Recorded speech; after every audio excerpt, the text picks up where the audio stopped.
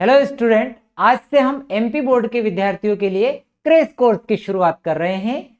इस crash course का ये पहला लेक्चर है। प्यारे विद्यार्थियों, आप एमपी बोर्ड में अच्छे अंक लाना चाहते हैं तो उसके लिए सबसे पहले आपको एक काम करना है। आपको अपने जो ऑब्जेक्टिव वाला पोर्शन है वो बहुत अच्छे से करना है। दूसरा 2 मार्क्स वाला पोर्शन करना है। ठीक है, अगर ये 2 पोर्शन आप लोग कर लेते हैं तो आपके अच्छे मार्क्स जरूर आएंगे। कैसे आएंगे मैं आपको बताता हूं। बोर्ड एग्जाम में 28 अंक के ऑब्जेक्टिव आते हैं और 2 मार्क्स के क्वेश्चन आते हैं लगभग 7, यानी कि 14 नंबर ये हो गए। टोटल कुल मिलाकर कितने हो गए? 42 नंबर के आसपास हो रहे हैं, यानी 60%। 42 नंबर यानी 2 मार्क्स और 1 मार्क्स मिलाकर आ रहा है। तो अगर ये आप लोगों का कंप्लीट हो जाता है तो आपके बोर्ड एग्जाम में अच्छे अंक आएंगे। क्यों आएंगे? क्योंकि बाकी 3 नंबर और 4 नंबर में से भी हम डेफिनेटली करेंगे। और 4 नंबर में कौन से क्वेश्चन आएंगे वो तो मैं आपको पक्के से बता दूंगा कि ये वाले प्रश्न आप कर लें, आपके 4 नंबर पक्के हो जाएंगे। उसके लिए आपको घबराने की जरूरत नहीं है। एमपी बोर्ड में 4 नंबर में बहुत ऐसे क्वेश्चन नहीं आते जिनको प्रिडिक्ट नहीं किया जा सकता है। सभी क्वेश्चन ऐसे आते हैं जिनका प्रिडिक्शन बहुत आसानी से किया जा सकता है। ठीक है, ये तो एक बात हो गई। आज के इस लेक्चर में हम पढ़ने वाले हैं यूनिट फर्स्ट, और यूनिट फर्स्ट में 2 चैप्टर है। अब पहला चैप्टर जो है आपका विद्युत आवेश एवं क्षेत्र वाला, और विद्युत आवेश एवं क्षेत्र को भी हम 2 भागों में पढ़ेंगे, जिसका हम पहला भाग आज पढ़ रहे हैं। और इस चैप्टर में आज के लेक्चर में हम कवर करने वाले हैं विद्युत आवेश क्या होता है, विद्युत आवेश के मूल गुणों के बारे में कवर करेंगे, कूलाम के नियम को कवर करेंगे और विद्युत क्षेत्र के बारे में इस लेक्चर में हम कवर करने वाले हैं। तो आइए शुरुआत करते हैं। सबसे पहले विद्युत आवेश। अब विद्युत आवेश क्या चीज है, हमारे दिमाग में होना चाहिए कि भाई विद्युत आवेश होता क्या है। तो मैं आपको एक मोटी मोटी बात बता दूं कि विद्युत आवेश जो है वो पदार्थ का मूल गुणधर्म है। ठीक है, पदार्थ का मूल गुणधर्म है।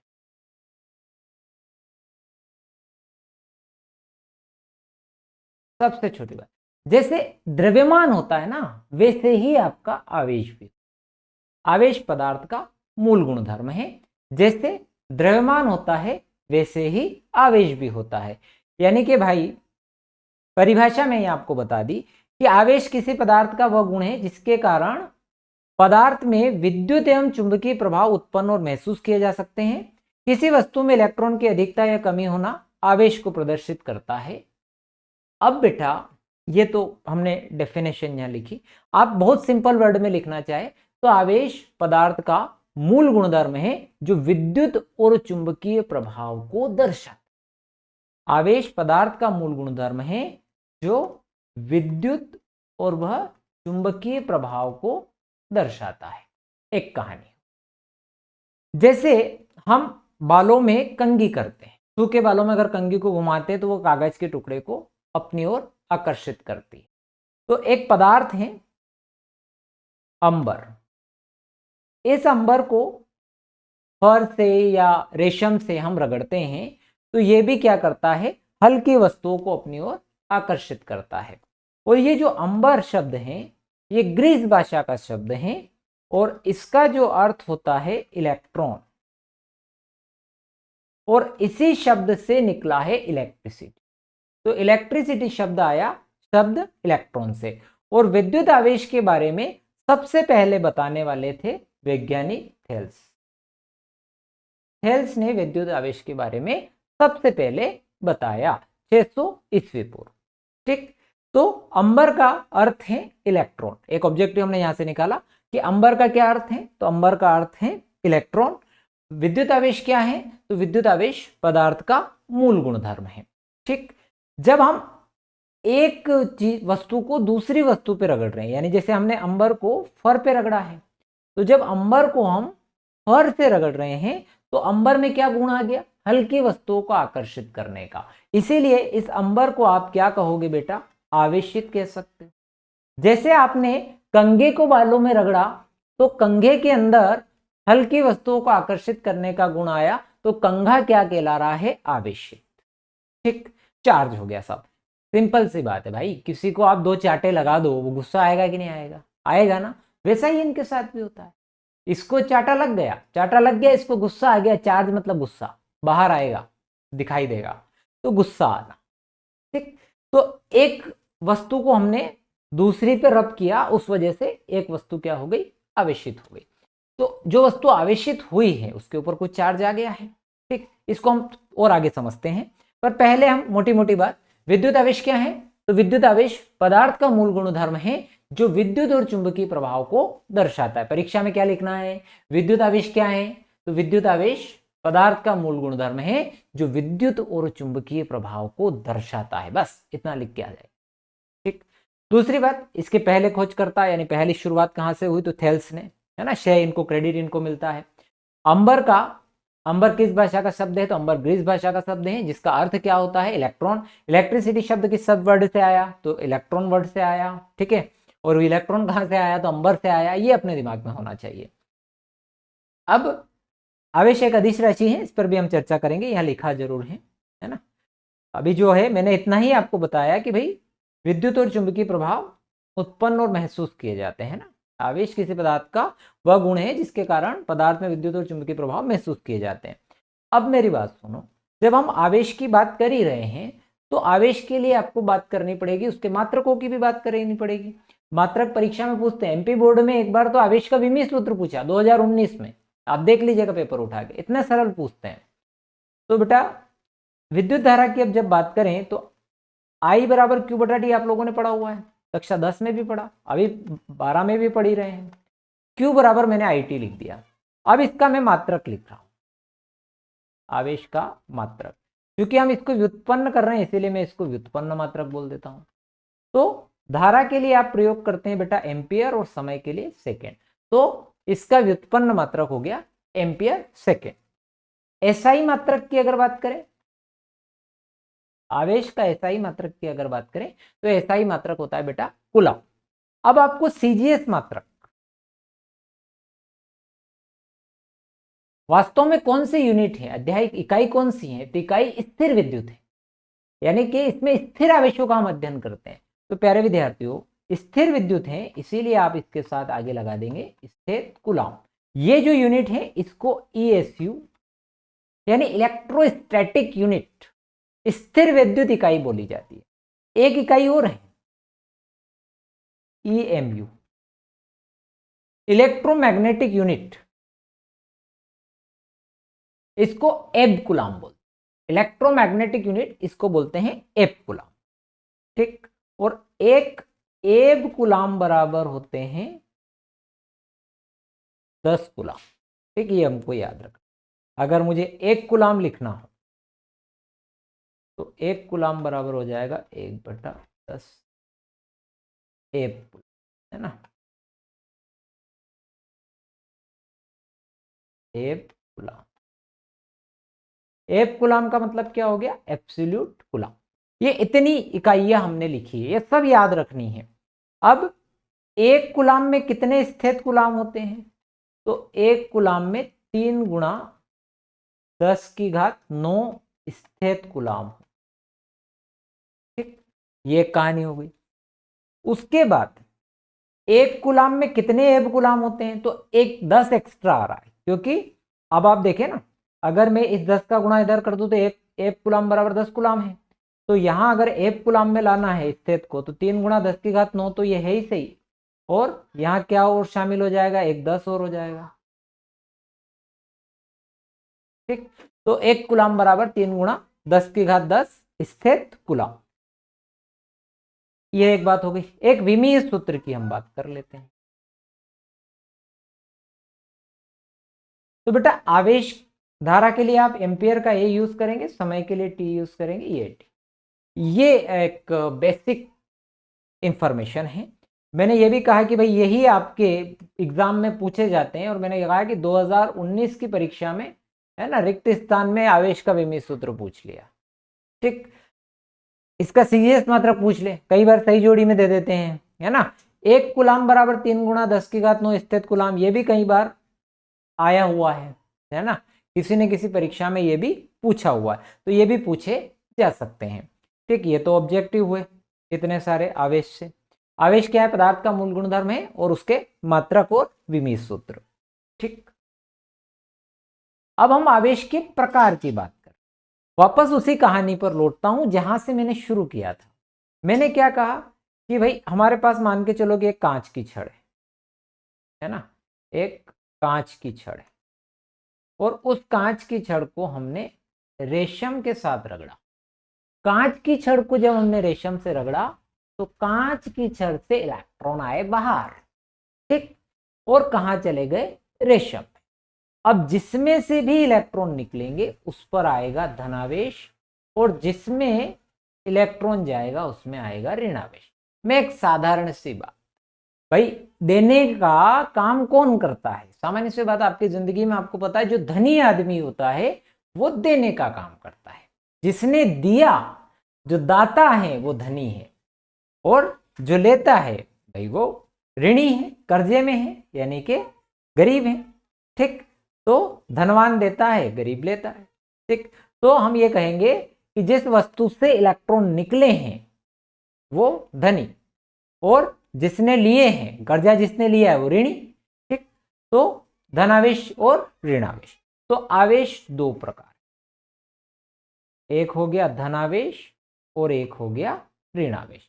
धनावेश में इलेक्ट्रॉनों की क्या हो रही है, कमी, और ऋणावेश में इलेक्ट्रॉनों की क्या हो रही है, अधिकता।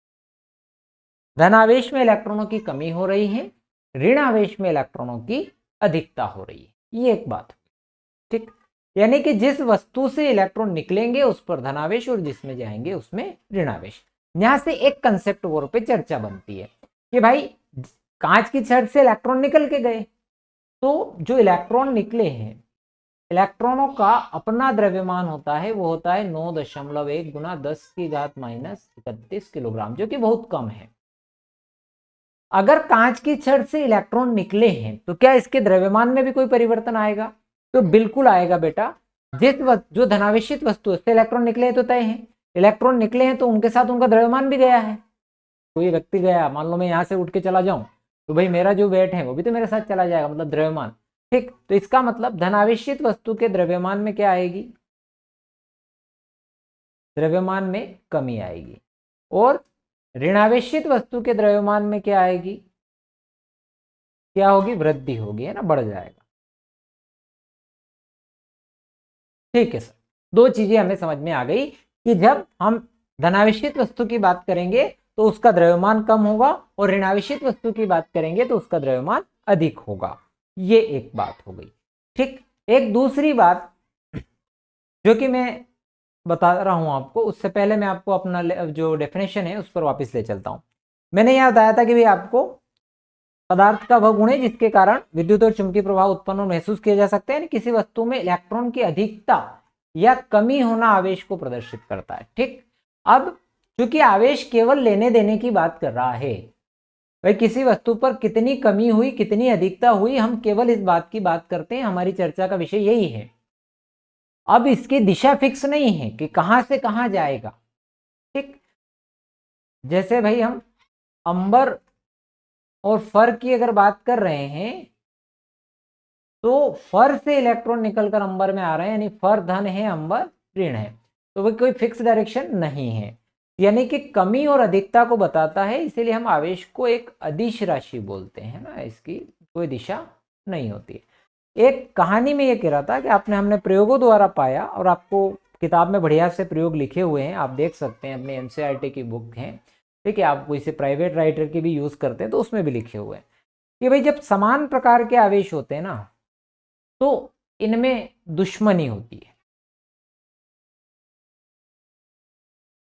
समान प्रकार के आवेश दुश्मन होते हैं, सिंपल सी बात है। इनके अंदर क्या होती है, लड़ाई होती है। क्या होती है, इनके अंदर लड़ाई होती है, यानी ये क्या करेंगे, प्रतिकर्षित करेंगे। अभी आपकी अर्धवार्षिक परीक्षा में भी आ गया था कि भाई समान प्रकार के आवेश क्या करते हैं, तो प्रतिकर्षित करते हैं। एक धन है, एक ऋण है, या फिर एक ऋण है और एक धन है। तो भाई एक ऋण एक धन में तो प्यार मोहब्बत ही होगी, दोस्ती होगी। ठीक है, तो विपरीत प्रकार के आवेशों में दोस्ती होती है, और समान प्रकार के आवेशों में क्या होती है, दुश्मनी होती है। यानी कि अब फिजिक्स की भाषा में लिख दें प्रतिकर्षण, और यहां हो जाएगा आकर्षण। ठीक है मेरे भाई, इतनी चीजें आप लोगों को क्लियर हो गई होगी। ये आवेश के बारे में मोटी मोटी बातें हैं। ठीक, मैं अगर केवल आवेश को लेके चलूंगा तो भी बहुत लंबा खींच सकता हूं, पर अब इतना समय नहीं है, तो हम कम समय में ज्यादा पढ़ रहे हैं। और अभी भी आपने कुछ भी नहीं पढ़ा है तो निश्चिंत हो जाइए, आप जितना मैं करा रहा हूं उतना कर लेंगे तो भी बहुत अच्छे अंक आ जाएंगे। आगे बढ़ते हैं, अब बात करते हैं आवेश के गुणों की बात। ठीक, आवेश के गुणों में पहले मूल गुणों पर आने से पहले आवेश के केवल गुणों की बात कर लें। तो आवेश का एक गुण है कि भाई ये इलेक्ट्रॉनों को क्या कर देते हैं, स्थानांतरित। आवेश जो होते हैं, एक वस्तु से इलेक्ट्रॉन निकलकर दूसरे स्थान पर जा रहे हैं, तो क्या हो सकते हैं, आवेश स्थानांतरित हो सकते हैं, पहली बात। दूसरा, आवेश एक अदिश राशि। ये दो बातें अपने को ध्यान में रखनी है। अब आवेश के तीन मूल गुणधर्म हैं, एक आवेश की योज्यता, आवेश संरक्षण और आवेश का क्या, क्वांटीकरण। ठीक, इन तीनों ही को हम एक एक करके इनके बारे में चर्चा करेंगे। सबसे पहले हम चर्चा करेंगे आवेश की योज्यता के बारे में, फिर आवेश के संरक्षण के बारे में, और फिर आवेश के क्वांटीकरण के बारे में। तो जब आवेश की योज्यता की बात कर रहे हैं भाई, शब्द तो योग आ ही रहा है, दिखाई दे रहा है। तो मेरे भाई हमारे पास कुछ आवेश हैं, मान लो यहाँ +1 कूलाम है, Q2 आवेश है +6 कूलाम है, Q2 आवेश जो है वो है +6 कूलाम है, और Q3 आवेश है -2 कूलाम है। ऐसे बहुत सारे आवेश हैं। इन सब आवेशों से मिलकर एक निकाय बनाइए, ये एक निकाय। ठीक, अब इस निकाय में ये सब आवेश हैं, एक Q1 है, Q2 है, Q3 है। तो अब ये सब एक साथ रह रहे हैं, तो इन सबको आपस में जोड़ दे। फाइनली क्या आता है, फाइनली आया 1 + 6 - 2, टोटल 7 - 2। ठीक है, यानी कि भाई जब हम एक परिवार में रहते हैं ना, आप अपने जिंदगी में भी लागू होता है नियम, जब हम एक परिवार में रहते हैं तो किसी एक भाई को कर्जा हो जाता है और एक भाई ज्यादा कमा रहा होता है, तो जो ज्यादा कमा रहा होता है उस कर्जे वाले का कर्जा देता है कि नहीं देता है, देता ही है, ये तो एक नियम है। तो वैसा ही यहां पर भी होता है, आवेशों का क्या हो जाता है, बीजगणितीय योग हो जाता है, ये सब जुड़ जाते हैं आपस। ठीक है, प्लस माइनस सब जुड़ के इनका एक बीजगणितीय योग होता है। यानी जब भी आप किसी निकाय की बात करेंगे तो उन सबको आप क्या कर देंगे, किसी कितने भी आवेश हो जुड़ जाएंगे निकाय में, तो वो एक आवेश की क्या होती है, योज्यता होती है। यानी कि किसी निकाय का कुल आवेश, विद्युत आवेश, विभिन्न अवयवी कणों में उपस्थित भिन्न भिन्न आवेशों का, देखो ये अलग अलग कण हैं, इनके अलग अलग आवेश, भिन्न भिन्न आवेशों का बीजगणितीय योग के बराबर होता है, टोटल योग के बराबर होता है। क्या समझ में आ गई मेरी बात? ठीक है भाई, आपको अगर मिसिंग वाला पता लगाना, मान लो आपको टोटल वाला पता हो और सकता है कि भाई कभी आपको एक मिसिंग दे दे, Q1 Q2 को मान दे दे, एक टोटल दे दे, कुल आवेश दे दे, तो आप तीसरे वाला आवेश प्राप्त करें तो उन दोनों को जोड़ के उस तीसरे वाले में से घटा लेना, उत्तर आ जाएगा। ठीक, जो बात मैंने कही वो आपको अगर दिमाग में नहीं आई हो तो फिर भी बता देता हूँ। जैसे 5 है यहाँ पर, तो कुल दे दिया एक तो आपको कुल आवेश दे दिया 5 कूलाम का, एक आपको Q1 वाला पता है आपको, जैसे 1 कूलाम दे दिया, और Q2 वाला दे दिया, और ये वाला आपके पास मान लो नहीं है अभी, Q3 वाला, और ये आपको निकाल कर देना है। ठीक है, तो ये कैसे निकालेंगे, तो आपके पास इन तीनों का योग का फार्मूला है Q1 + Q2 + Q3 = होता है 5 कूलाम। अब इन दोनों को ऐड कर लो, Q1 की वैल्यू 5 और इसकी है Q2 की 7, मतलब सॉरी 6 और 1 7, 7 + Q3 हो गया 5 कूलाम। तो Q3 = 5 - 7 कितना आया, -2 कूलाम। देखो ये वाला आ गया। ठीक, ये तरीका रहेगा, तो ऐसे भी प्रश्न बनाकर दे सकता है। अगली गुणधर्म पर आते हैं। अगला गुण है आवेश का संरक्षण।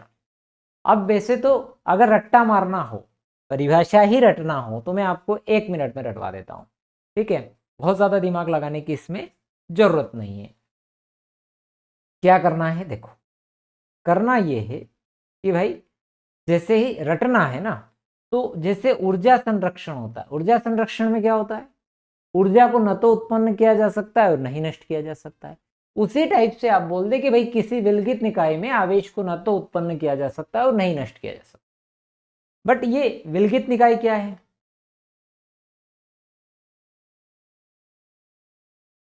ये विलगित निकाय क्या है, ये एक बात। तो विलगित निकाय बेटा ऐसा निकाय है जिस पर बाहरी बलों का कोई प्रभाव उस पर पड़ने वाला नहीं है, बाहर का एक्सटर्नल कोई प्रभाव उस पर नहीं पड़ता है, तो उसको हम बोलते हैं विलगित निकाय। ठीक, तो विलगित निकाय में आवेश को न तो उत्पन्न किया जा सकता है और न ही नष्ट किया जा सकता है। ठीक है, विलगित निकाय में आवेश को न तो उत्पन्न किया जा सकता है और न ही नष्ट किया जा सकता है, ये एक कहानी है। अब मेरी बात सुनो, हमारे पास वही चीज अपन ले लें कि यही वही एक बॉक्स है, ठीक, ऐसा एक बॉक्स है जिसके बाहर का तो कोई प्रभाव नहीं पड़ेगा, बाहर से बोले आप कोई शत्रु आ जाए इधर से, है ना, आक्रमण हो जाए इधर से आ जाए इधर से आ जाए, कुछ भी आ जाओ, कुछ भी कर लो भाई, हमारा कोई कुछ नहीं बिगाड़ पाएगा। ठीक है, बम बरसा दो भाई, हमने एक ऐसा बना लिया है ना। अब इस घर के अंदर हम सुरक्षित हैं, हमने घर बना लिया और ऐसा बनाया है कि भाई बाहर से कुछ भी आ जाओ हमारे ऊपर कोई प्रभाव नहीं पड़ेगा। अब इसके अंदर रहते हैं आवेश, एक आवेश है Q1 जिसको मैंने ले लिया मान लो 2 कूलम, एक आवेश है मान लो आपका -3 कूलम, ऐसे बहुत सारे आवेश इसके अंदर हैं, मैं 2 लेकर आपको समझा रहा हूं। अब हमने क्या किया, अभी इनका टोटल कितना है, तो इनका टोटल है -1 कूलम, इस पूरे का है -1 कूलम।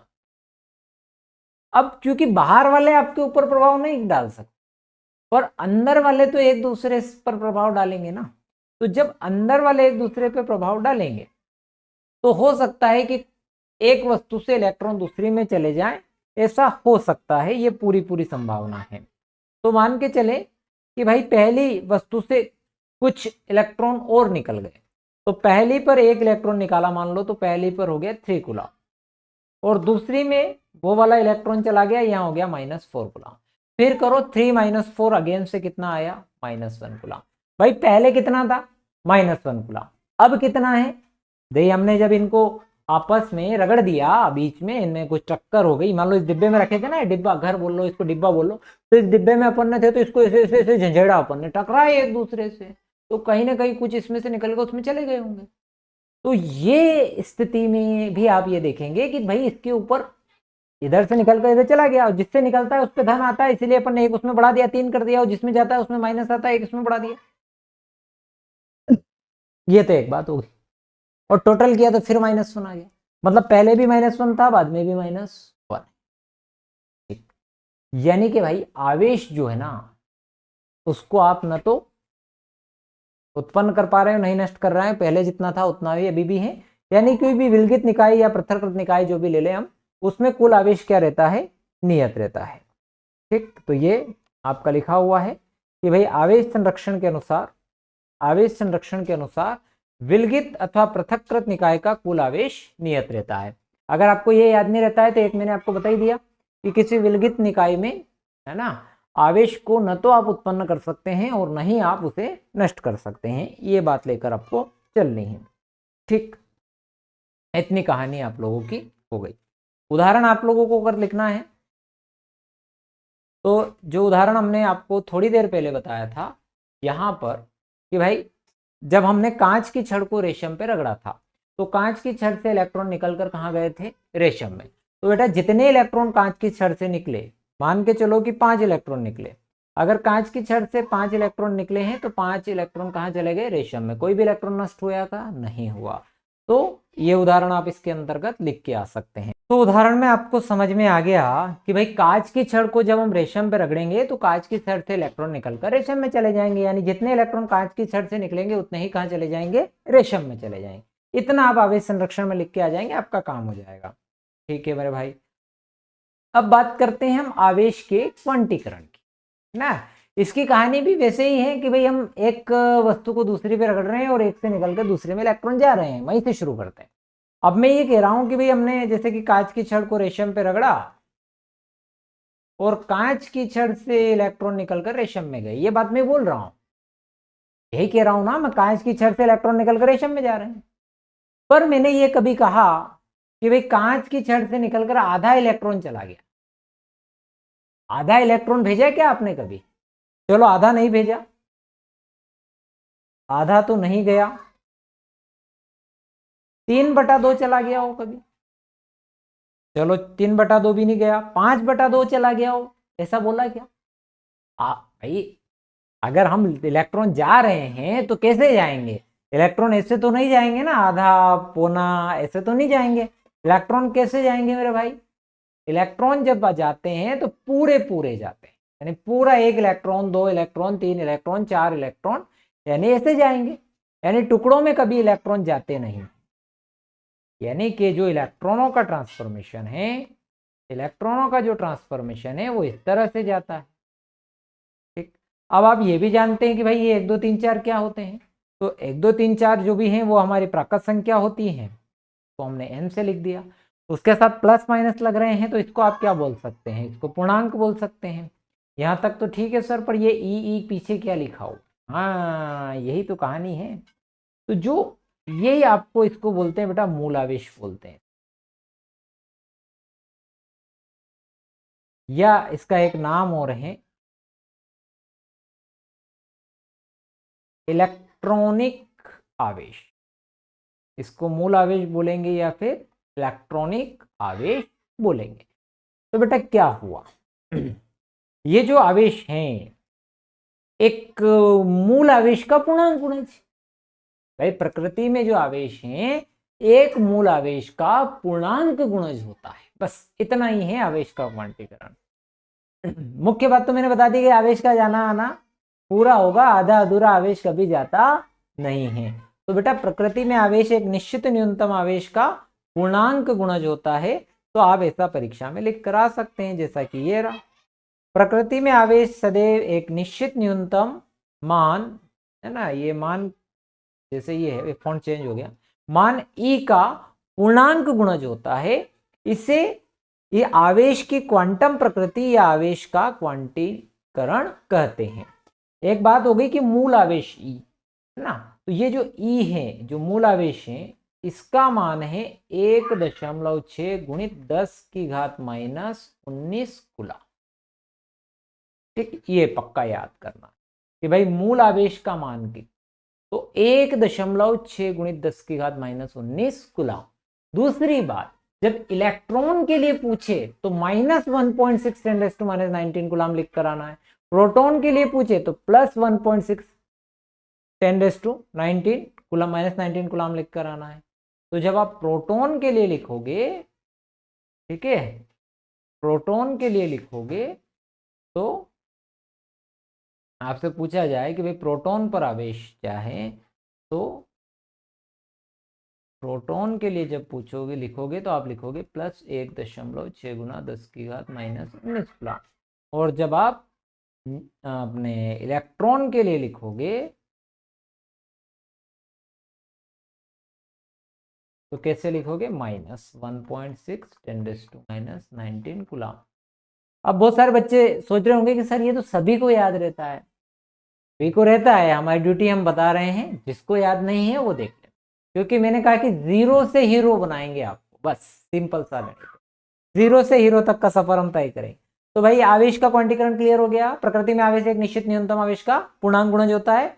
अगर आपको पास आवेश दे दिया जाए तो आप नंबर ऑफ इलेक्ट्रॉन यानी कि इलेक्ट्रॉनों की संख्या ज्ञात कर सकते हो, ठीक, या आपको इलेक्ट्रॉनों की संख्या दे दे तो आप आवेश ज्ञात कर सकते हो, ठीक। इस बात पर आगे बढ़ाते हैं। अब एक छोटी सी चीज मैं आपके लिए ले रहा हूं, है ना, वो ये है कि भाई अब हमने लिखा मान लो 10⁻⁻25 कूलम, ये एक आवेश है। अब आपसे परीक्षा में पूछ लिया गया कि क्या 10⁻⁻25 कूलम आवेश संभव है? ये परीक्षा में आ गया कि क्या ये वाला आवेश संभव है, ये हो सकता है क्या? बहुत सरल है, घबराओ मत संख्याओं को देख के। देखो हमें n निकाल लेना है। n निकालने का तरीका, ऐसी परिस्थिति में क्या करो, n निकाल लो। तो n बराबर हो गया q बटा, बेटा q का मान 10⁻⁻25 है, e का मान हमारे पास 1.6 गुणा 10⁻⁻19, ठीक। इतना सभी को आता हो। भाग लगाना आता है सभी को, नहीं आता है तो हम सिखा देते हैं। 10 की घात -25 है, ऊपर लेंगे तो घाते प्लस में हो जाती है, यहाँ दशमलव हटा के 10 कर दिया। अब आप इसमें जब भाग लगाते हैं, है ना, तो 16 से जब भाग लगाएंगे तो भाग जा ही नहीं रहा है, तो दशमलव लगा दी तो 100 कर दिया। अब 16 छंग 96, फिर बचे 2, 16 दून 32, 16 पंजे 80, और ये हो गया 10 की घात कितनी, 10 की घात हो गया यहाँ से -6। अब देखो भाई, आप अगर इसको ऐसे पूरा लिखेंगे तो कैसे लिखेंगे, 1 2 3 4 5 6 2 5, 0.00000625 इतने इलेक्ट्रॉन 10 की घात -25 में। हाँ सर, इसमें तो कोई बड़ी बात नहीं है। तो मैंने क्या कहा, टुकड़ों में आवेश नहीं जाएगा, आवेश कैसे जाएगा, पूरा पूरा जाएगा। तो इसका मतलब ये वाला आवेश संभव है क्या बच्चे, नहीं है।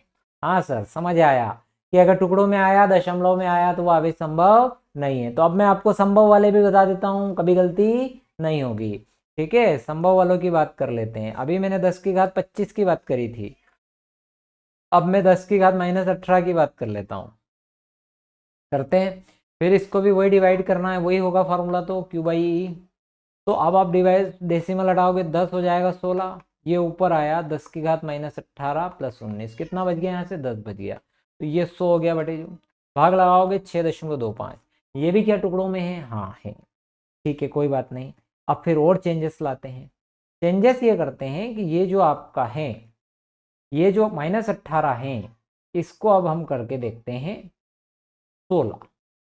जब आपने इसको यहाँ -16 किया, -16 करने से हुआ ये कि यहाँ पर 3 हो गए। ठीक, अब 3 होने से एक शून्य हम उधर देते हैं, तो ये दशमलव हटा के कितने आ जाएंगे, अब टोटल 625 आ जाएंगे। हाँ सर, 625 तो जा सकते हैं, ये टुकड़ों में नहीं है। यानी कि 10 की घात -18 या उससे ज्यादा, 10 की घात -18 कूलाम आवेश है ना, 10 की घातों में डायरेक्ट समझ, 10 की घात -18 कूलाम या फिर उससे ज्यादा वाले आवेश क्या है, संभव है।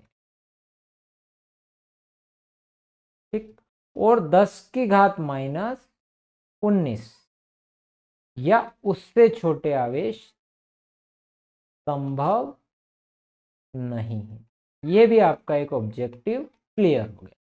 पक्का बना लेना मेरे भाई, है ना, ये स्टार बना के लिख ही लेना।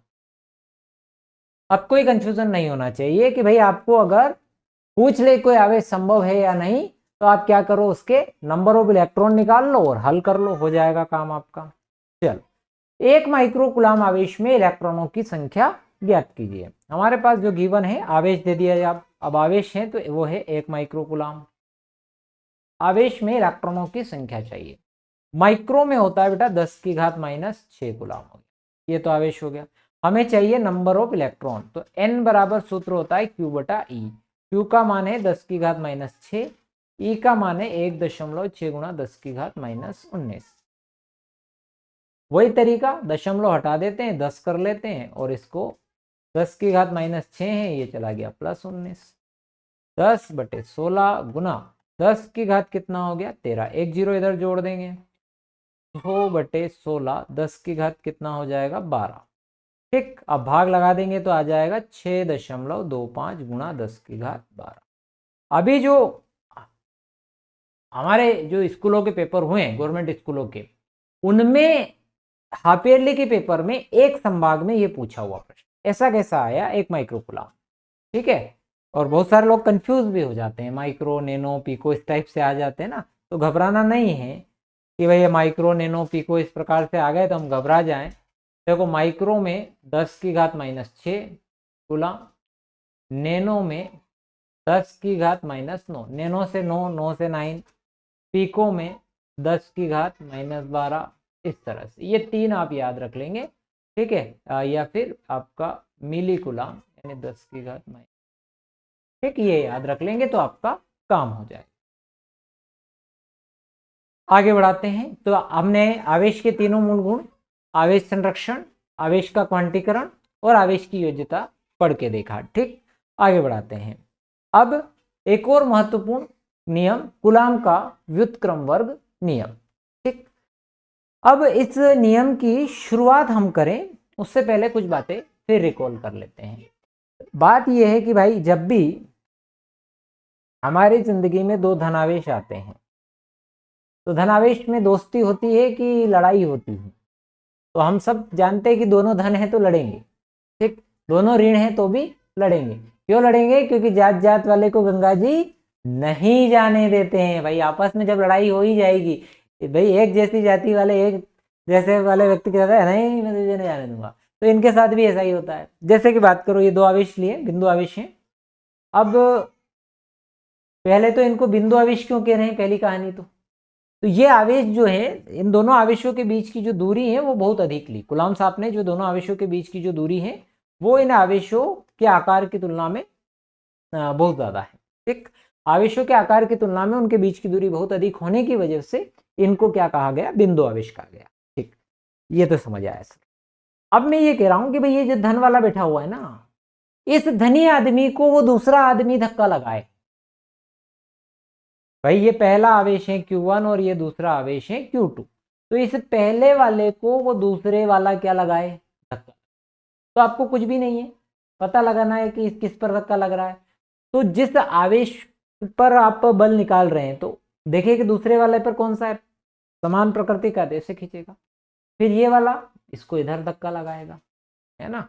तो हम यहाँ पढ़ते हैं कि भाई F12 यानी पहले पर दूसरे के कारण बल और दूसरे पर पहले के कारण बल, और अगर दोनों ही माइनस के होते तो भी यही कहानी रिपीट हो जाती। ठीक है, और एक पर धन और एक पर ऋण होता तो फिर इनमें दोस्ती होती, मोहब्बत होती। तो भाई एक दूसरे को ये बुलाते, पहला वाला दूसरे वाले को कहता है कि तू आजा, दूसरे वाला पहले वाले को कहता है कि तू आजा, इनमें आकर्षण होता। ये यहां से हमको सीखने को मिला। यानी कि इनके अंदर अगर देखो तो क्रिया प्रतिक्रिया बल जैसा कोई बल लग रहा है विपरीत दिशा में। ठीक है, क्रिया और प्रतिक्रिया टाइप का बल इनके बीच में लग रहा है। वो आकर्षण भी हो सकता है और वो प्रतिकर्षण भी हो सकता है। तो पहली कहानी आप लोगों को क्लियर हो गई। क्या क्लियर हो गई? कि भाई जब भी हम आवेशों की बात करेंगे तो उन जो दो आवेश हम यहाँ ले लेते हैं, हम बहुत सिंपल बना देते हैं अब डायग्राम। एक Q1 ले लेते हैं और एक Q2, दो बिंदु आवेश ले लिए, और उन दो बिंदु आवेशों में क्या लगेगा, बल लगेगा, क्रिया प्रतिक्रिया टाइप बल लगेगा। अब जब ज्ञात किया कूलाम साहब ने अपने प्रयोगों से, तो पता चला कि भाई ये दोनों आवेशों का अगर गुणा कर दिया जाए तो उतना बल उन पर लगता है। दूसरा ये भी पता चल गया कि जो उनके बीच की दूरी है वो जैसे जैसे आप बढ़ाते जाएंगे बल का मान आपका कम होते जाएगा, और दूरी कम रखेंगे तो बल का मान ज्यादा रहेगा, और वो भी दूरी के वर्ग के अनुपात में। अगर आप 3 मीटर दूरी रखते हैं तो 3 का वर्ग 9, यानी 1/9 आपका बल हो जाएगा।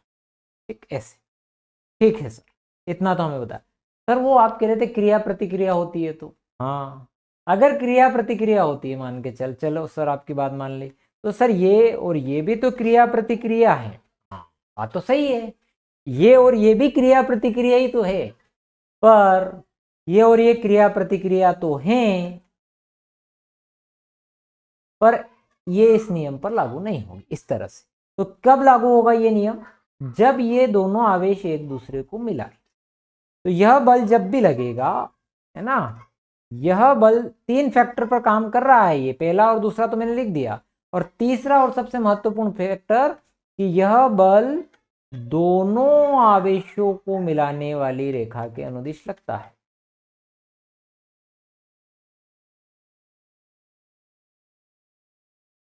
यह बल दोनों आवेशों को मिलाने वाली रेखा के अनुदिश लगता।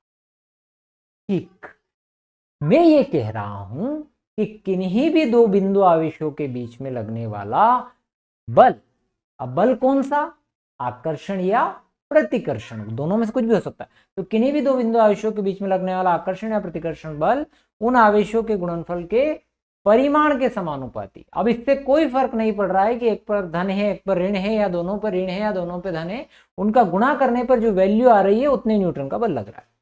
तो उनके गुणनफल के परिमाण के अनुक्रमानुपाती तथा उनके बीच की दूरी के वर्ग के व्युत्क्रमानुपाती होता है। और यह बल दोनों आवेशों को मिलाने वाली, यह बल दोनों आवेशों को मिलाने वाली रेखा के अनुदिश लगता है।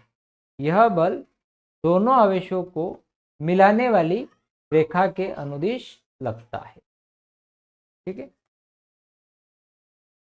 तो हमें ये बात क्लियर समझ में आ गई कि कूलाम के नियमानुसार ये लिखा हुआ है ना। मैं नियम पूरा अब जैसा कि अपन पास है वैसा पढ़ के बता देता हूँ कि किन्हीं दो स्थिर बिंदु आवेशों के बीच लगने वाला आकर्षण या प्रतिकर्षण बल का मान उन आवेशों के परिमाण के गुणनफल के अनुक्रमानुपाती तथा उनके बीच की दूरी के वर्ग के व्युत्क्रमानुपाती होता है। यह बल दोनों आवेशों को मिलाने वाली रेखा के अनुदिश होता है। ठीक है, तो नियम अब हमारे दिमाग में आपको क्लियर करा दिया कि भाई ये वाली का है। ठीक, अब ये जो दो फैक्टर हैं, पहला और दूसरा, इनको क्या कर देंगे, मिला दें। तो दोनों को मिला दें।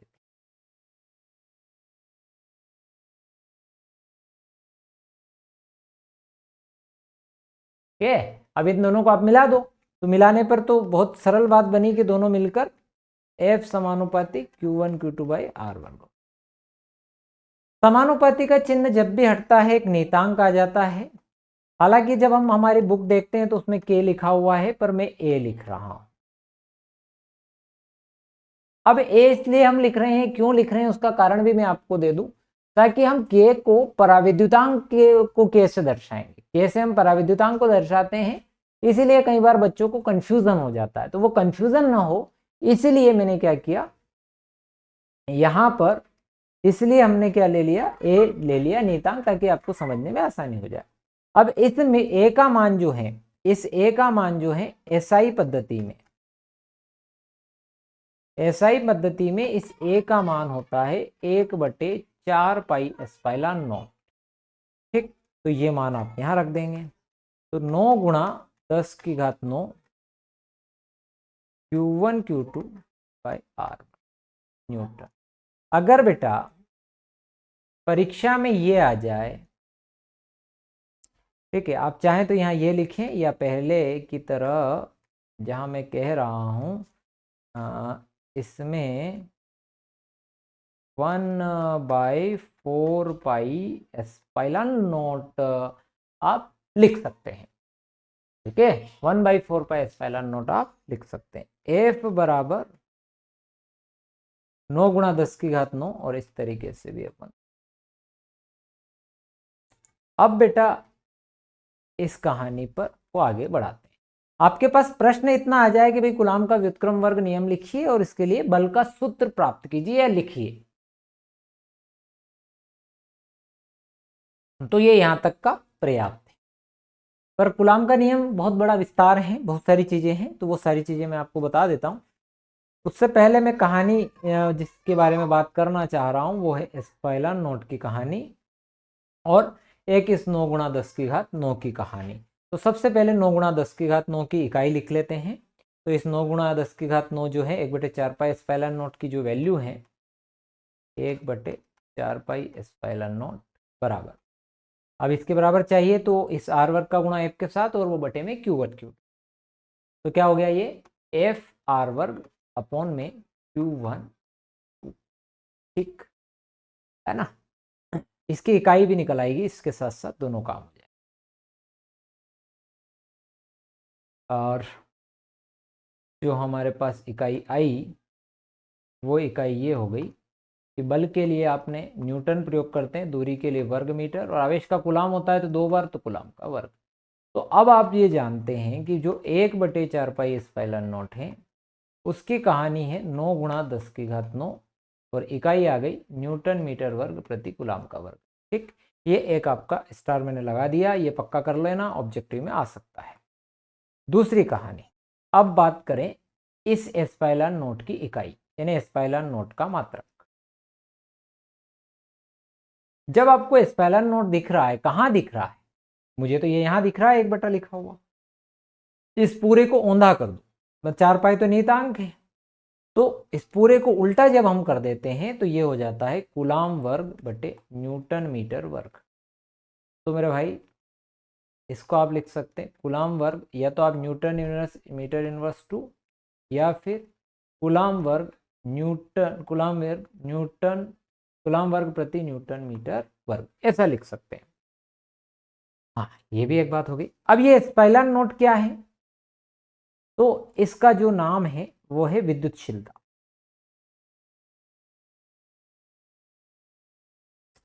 तो वायु या निर्वात में विद्युतशीलता है ना, ये परमिटिविटी इंग्लिश में कहते हैं। जब 0 लिखा हुआ है उसका मतलब क्या है, इसके पैरों में वो जो लिखा हुआ है उसका ये मतलब है कि वो वायु या निर्वात को रिप्रेजेंट कर रहा है। तो वायु या निर्वात में विद्युतशीलता, और इस विद्युतशीलता का मान भी है, ये भी परीक्षा में आता है, और इसका मान भी आपको रटना पड़ेगा, 8.85 गुणा 10 की घात -12 कूलाम वर्ग न्यूटन इनवर्स मीटर इनवर्स 2। अब आप कहोगे सर रटना नहीं है, मत रटो, तरीका है। क्या कर सकते हैं आप, जो यहाँ पर 1 बटा एस्पाइलन नोट लिख रहे थे ये वाला, अब इसका गुणा इधर 4 पाई का इधर कर देना, और अब इसको उल्टा करके जैसे एस्पाइलन नोट 1 बटा 4 पाई गुणा 9 गुणा 10 की घात 9, इसको आप कैलकुलेट कर लीजिएगा, आंसर आ जाएगा आपका। ठीक है, उसमें कोई इतना बड़ा मामला नहीं है कि होगा नहीं, हो तो जाएगा, है ना। तो थोड़ी मुश्किल मेहनत लगेगी आपको, तो अगर मेहनत नहीं करनी है तो डायरेक्ट याद कर लें, और मेहनत करनी हो तो हल भी कर सकते। ये इतनी बातें तो हो गई। अब इस एस्पाइलन नोट से ही रिलेटेड एक बात और, जिसको मैंने कहा था पराविद्युतांक, इसके बारे में हम बात कर रहे थे। तो आप सिंपल सी बात है,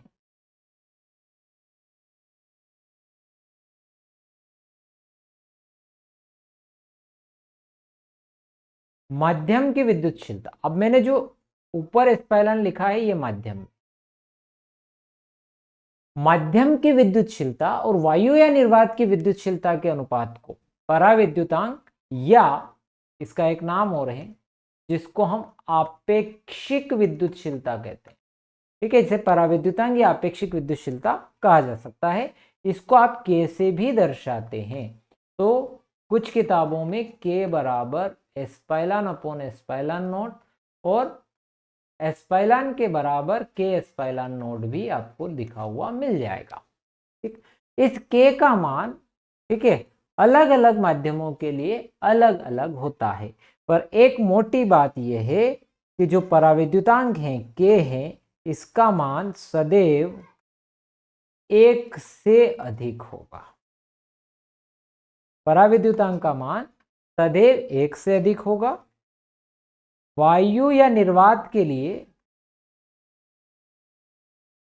लगभग 1, लगभग क्यों लिख रहा हूं, क्योंकि 1 तो किसी का होता ही नहीं पराविद्युतांक में मान, 1 से अधिक ही होता है, इसीलिए हमने यहां लगभग शब्द प्रयोग किया। वैसे तो 1.005336 ऐसा कुछ है ना, पर मैंने लगभग 1 ले लिया। ठीक, और जब हम पानी की बात करें तो पानी का पराविद्युतांक 80.4, और जब हम धातु की बात करें तो धातु का पराविद्युतांक अनंत होता है। ये इतना मामला है। ठीक है साहब, तो पराविद्युतांक वाली चीज भी, कहानी भी एक हो गई। अब इतनी सारी इंफॉर्मेशन ये ऑब्जेक्टिव के लिए थी। फिर वापस लौट आता हूं, इस समीकरण को वापस लेते हैं, है ना, और इस समीकरण पर फिर बात करते हैं। हमने समीकरण लिखी 10 की घात 9 Q1 Q2 बाई R1। अब मैं देना चाहता हूं एकांक आवेश की परिभाषा।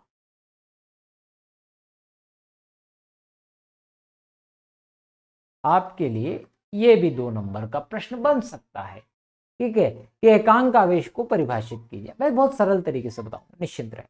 हमारे पास 2 आवेश हैं, एक आवेश Q1 है, एक Q2 है। दोनों आवेशों को मान के चलो हमने 1 कूलाम ले लिया। ठीक, 1 कूलाम के 2 आवेश हैं, इन दोनों आवेशों को हमने 1 मीटर की दूरी पर रख दिया। ठीक है भाई, कोई बड़ी बात नहीं है। जो बल है मेरे पास उसका जो फार्मूला है वो है 9 × 10⁹ और Q1 Q2 by R square. सारी वैल्यू 1 1 रख दें तो F बराबर ये सब 1 रखेंगे तो कितना आ जाएगा, ये 9 × 10⁹ न्यूटन। तो जब दो आवेश, अगर मैं दोनों ही एक ही कैटेगरी के ले रहा हूं, कि जब दो सजातीय आवेश एक दूसरे से, दो सजातीय आवेश एक दूसरे से 1 मीटर की दूरी पर, दो सजातीय आवेश एक दूसरे से 1 मीटर की दूरी पर स्थित हो तो वह एक दूसरे पर 9 × 10⁹ न्यूटन का बल लगाते हैं। कितनी सरल बात हो गई कि जब दो सजातीय आवेश, अब हमने सजातीय ले लिए, दो सजातीय आवेश एक दूसरे से 1 मीटर दूरी पर स्थित हो तो एक दूसरे को 9 × 10⁹, क्योंकि सजाती है तो क्या करेंगे के बल से प्रतिकर्षित करें, से प्रतिकर्षित करते हैं। ये आप एकांक आवेश में लिख कर आ सकते हैं। ठीक है, अगर विजातीय लेंगे तो आकर्षित करते हैं, सामान्य सी बात।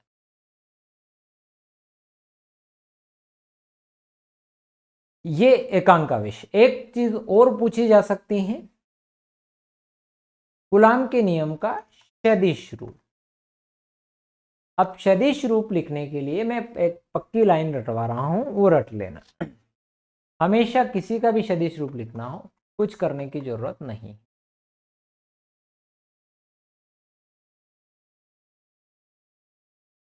इसमें क्या करना है कि जहां भी आप सदिश रूप ले, बल तो सदिश राशि है ना, बल सदिश राशि है, तो जिसका भी सदिश रूप लिखना हो उसकी जो दूरी होती है उस पर टोपी लगा दे, तो टोपी पहना दो। एक टोपी पहना दो, टोपी पहनाने का काम है हमारा, पहना दी, तो ये टोपी पहना दी, ये आपका सदिश रूप बन गया। इसको r by magnitude of r लिखेंगे और r में r का गुणा करके r³ भी लिखा जा सकता। एक तरीका ये है भाई, इतना कोई विद्यार्थी समझता है तो अच्छी बात है, क्योंकि उसको r³ का फॉर्मूला याद है, जिसको याद नहीं है वो ऊपर वाला लिख दे। दूसरी बात बेटा, एक महत्वपूर्ण और बात है कि भाई माध्यम में अगर आप किसी को भी रखेंगे, अगर माध्यम में बल की आपको बात करनी हो तो ऑब्जेक्टिव बन सकता है कि भाई किसी भी माध्यम में बल का क्या प्रभाव पड़ेगा, तो आप यहाँ पर K पराविद्युतांक आप रख के समझ सकते हैं, या आप वहाँ पर एस्पाइलन r लिख सकते हैं। इस पूरे की जगह पर मैंने एस्पाइलन 0 K लिखा है, इसकी जगह पर आप क्या भी लिख सकते हैं, आप एस्पाइलन r भी लिख सकते हैं, मतलब एस्पाइलन भी लिख सकते हैं, सॉरी एस्पाइलन r नहीं, केवल एस्पाइलन भी आप लिख सकते हैं। होता क्या है कि आपको ये पता होना चाहिए कि पराविद्युतांक का मान जो होता है सदैव 1 से अधिक होता है, तो इसका मान जब 1 से अधिक आना ही है तो जब आप डिवाइड करोगे तो ये वैल्यू कम हो ही जाएगी। तो जब आप माध्यम में रखते हैं, माध्यम में आवेशों की बात करेंगे तो बल का मान क्या हो जाएगा, कम हो जाएगा। ठीक है, ये एक बात अपने दिमाग में जहन में लेकर हमें चलनी है कि भाई माध्यम में रखेंगे तो बल का मान कम हो जाए। पर अगर किताब में यहाँ K दिया हुआ है तो ये K का मान जो है वो इस पर डिपेंड नहीं करता है माध्यम पर, है ना, जबकि पराविद्युतांक का जो मान है वो तो आपका अलग अलग माध्यम के लिए अलग अलग होता है, ये भी अपने को याद रखना। ठीक, ये तो आपके इसके थे। कूलाम के नियम से कुछ बातें और हैं। कूलाम का नियम जो है आपका एक स्थिर आवेशों पर लागू होता है, बिंदु आवेशों पर लागू होता है, इनके लिए सत्य है। हालांकि कूलाम का नियम जो है एक लिमिट भी है, ये लिमिटेशंस हैं, ये जो मैं बता रहा हूँ ये सब लिमिटेशन है। से लगभग 10 की घात प्लस 15 मीटर तक ये लागू होता है। 10 की घात माइनस 15 मीटर से लेकर 10 की घात प्लस 15 मीटर तक के लिए सत्य है। बिंदु आवेशों के लिए सत्य है, स्थिर आवेशों के लिए यह सत्य है। ठीक, इसमें कुछ जो हैं इसकी क्या बोलते हैं सिग्निफिकेशन भी है। उनमें एक तो है कि ये प्रायोगिक, ये प्रयोगों से प्राप्त हुआ है, और दो या दो से आवेशों पर जो बल लग रहा है उसके कारण तीसरे आवेश का उस पर कोई प्रभाव, उन दोनों आवेशों पर जो बल लग रहा है उस पर कोई प्रभाव नहीं पड़ता है। ये एक मोटी मोटी बात है। अब स्थिर विद्युत बल और गुरुत्वाकर्षण बल में तुलना। हमने जो नियम पढ़ाया आपको वैसा का वैसा नियम हम कक्षा 11 में पढ़ के आए।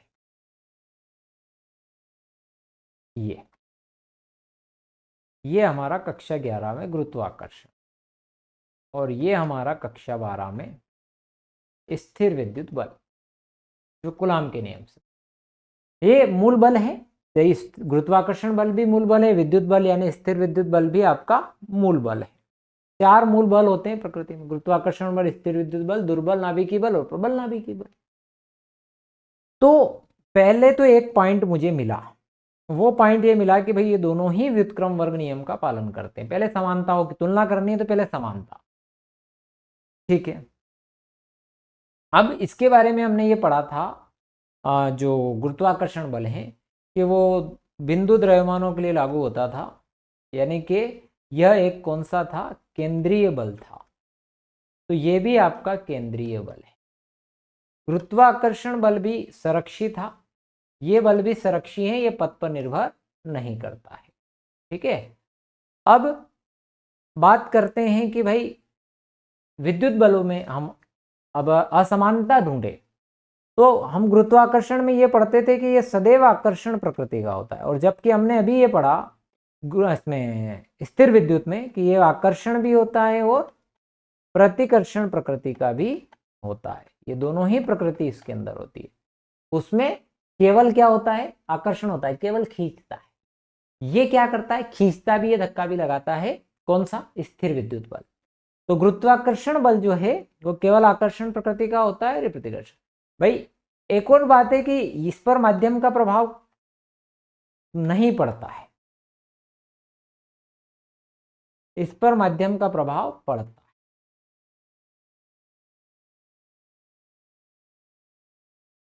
है। एक समानता और रह गई कि भाई दोनों ही निर्वात में कार्य करते हैं, ठीक है।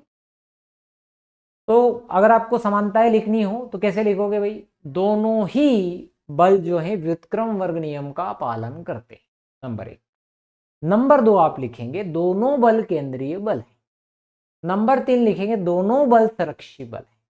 नंबर 4 लिखेंगे दोनों बल निर्वात में कार्य करते हैं। ये इनकी समानता है।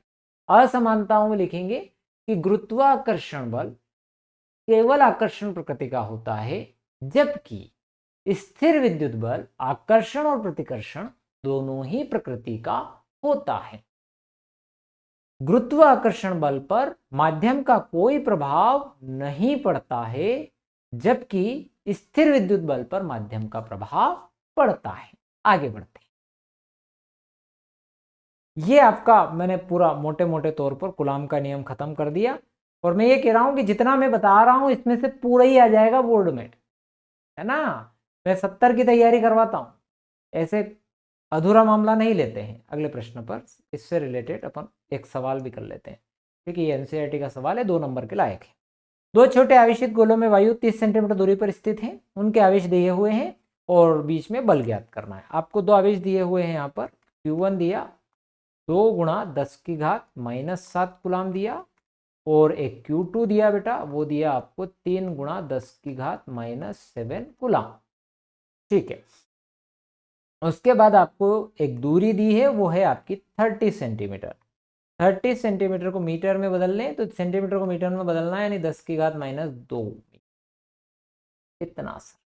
अब सूत्र क्या है बल का, कूलाम का नियम F बराबर 9 गुणा 10 की घात 9 Q1 Q2 bye R square. 9 गुणा 10 की घात 9, Q1 का मान 2 गुणा 10 की घात -7, Q2 का मान 3 गुणा 10 की घात -7 बटे में 30 गुणा 10 की घात -2 का वर्ग।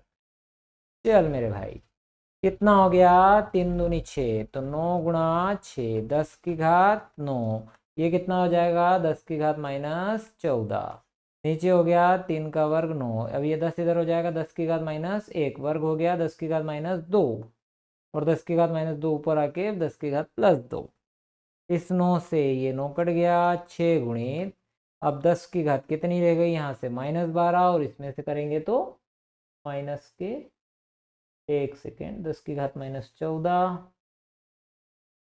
यहाँ आ गया था 10 की घात -1, 10 की घात -2 प्लस में ऊपर आ गया, ठीक है, 11 10 की घात -3 न्यूटन, ठीक है, तो ये आ गया हमारे पास। आगे बढ़ते हैं, विद्युत क्षेत्र की बात करते हैं। तो अभी हमने कूलाम का नियम पढ़ा, अब हमें ये तो मालूम पड़ गया कि भाई जहाँ आवेश होता है, दो आवेश अगर होते हैं तो उनके बीच में बल लगता है, ठीक। अब मेरे पास फिर आवेश आ गया, चलो एक आवेश यहाँ ले लेते हैं, ये एक आवेश। अब मैं ये पता लगाना चाह रहा हूं, अब ये अकेला है तो ये किससे लड़े, भाई कोई अकेला व्यक्ति है वो किससे लड़े, है ना, तो लड़ने के लिए कोई तो चाहिए, कोई चाहिए, तो फिर किसको ले लिया, यहाँ पर हम एक छोटे बच्चे को लेके आ, एक, अब इससे लड़ेंगे। अब ये जो छोटा बच्चा लिया है ना, इस छोटे बच्चे के बारे में एक सामान्य सी बात, छोटे बच्चे हमेशा पॉजिटिव होते हैं, छोटे बच्चे, छोटे बच्चे जो होते हैं हमेशा पॉजिटिव होते हैं, इस बात को ध्यान में रखना। और छोटा बच्चा है तो छोटा तो है ही, तो इसका परिमाण जो है वो बिल्कुल अल्प परिमाण है, जो इसका परिमाण है वो अल्प परिमाण है, भाई इसमें बहुत ज्यादा आपको परेशान करने वाला नहीं है, ठीक, ओके सर। तो अब ये आवेश के चारों ओर ये छोटा बच्चा जहां जहां आएगा वहां वहां लड़ाई हो करेगा, ये प्लस, तो ये भी प्लस है और इसके चारों ओर वाला माइनस है, भाई। या फिर हमारे पास, या फिर हमारे पास अगर जैसे मैंने ये लिखा वैसे ही अगर एक माइनस हो, इस माइनस के चारों ओर छोटे बच्चे लेकर आते हैं ऐसे, तो जहां जहां आप आवेश रख रहे हैं वहां वहां क्या हो रहा है, या तो आपका आकर्षण बल लग रहा होगा, क्योंकि यहाँ तो प्रतिकर्षण लग रहा है निश्चित तौर पर, भाई ये आया तो ये इसको क्या करेगा, इस बच्चे को धक्का लगाएगा उधर, ये आया तो ये इसको खींचेगा अपनी तरफ, यानी कि ये समझ आता है कि भाई जहां जहां आवेश हैं उस आवेश के चारों ओर जो भी अपन आवेश लेकर आ रहे हैं उस पर ये बल लगा रहा है, और जो हम लेकर आ रहे हैं उस आवेश को हमें नाम रखा परीक्षण आवेश, इस आवेश को हम कहते हैं परीक्षण आवेश। तो जहां जहां परीक्षण आवेश आप रख रहे हो वहां वहां बल लग रहा है, तो अब इसका ऐसा थोड़ी है कि ये अनंत काल तक लगता रहेगा, भाई इसका भी अपना एक प्रभाव है, अपना एक मैग्नीट्यूड है, तो जहां तक इसका प्रभाव है, यानी जहां तक ये आकर्षण बल लगा पा रहा है या प्रतिकर्षण बल लगा पा रहा है, आवेश के चारों ओर का वह क्षेत्र जहां तक ये आकर्षण और प्रतिकर्षण बल लगाता है वहां तक का क्षेत्र क्या कहलाता है, विद्युत क्षेत्र। आवेश के चारों ओर का वह क्षेत्र जहां तक इसका प्रभाव अनुभव किया जा सकता है उसको हम क्या कहते हैं, उसको हम विद्युत क्षेत्र कहते हैं। आवेश के चारों ओर का वह क्षेत्र जहां तक इसका प्रभाव अनुभव किया जा सकता है उसे विद्युत क्षेत्र कहा जाता है। प्यारे बच्चे, ये तो हो गई विद्युत क्षेत्र की परिभाषा, यानी कि आवेश के चारों ओर का वह क्षेत्र, यहां लिख भी देता हूं मैं ना, आवेश के चारों ओर का वह क्षेत्र जहां तक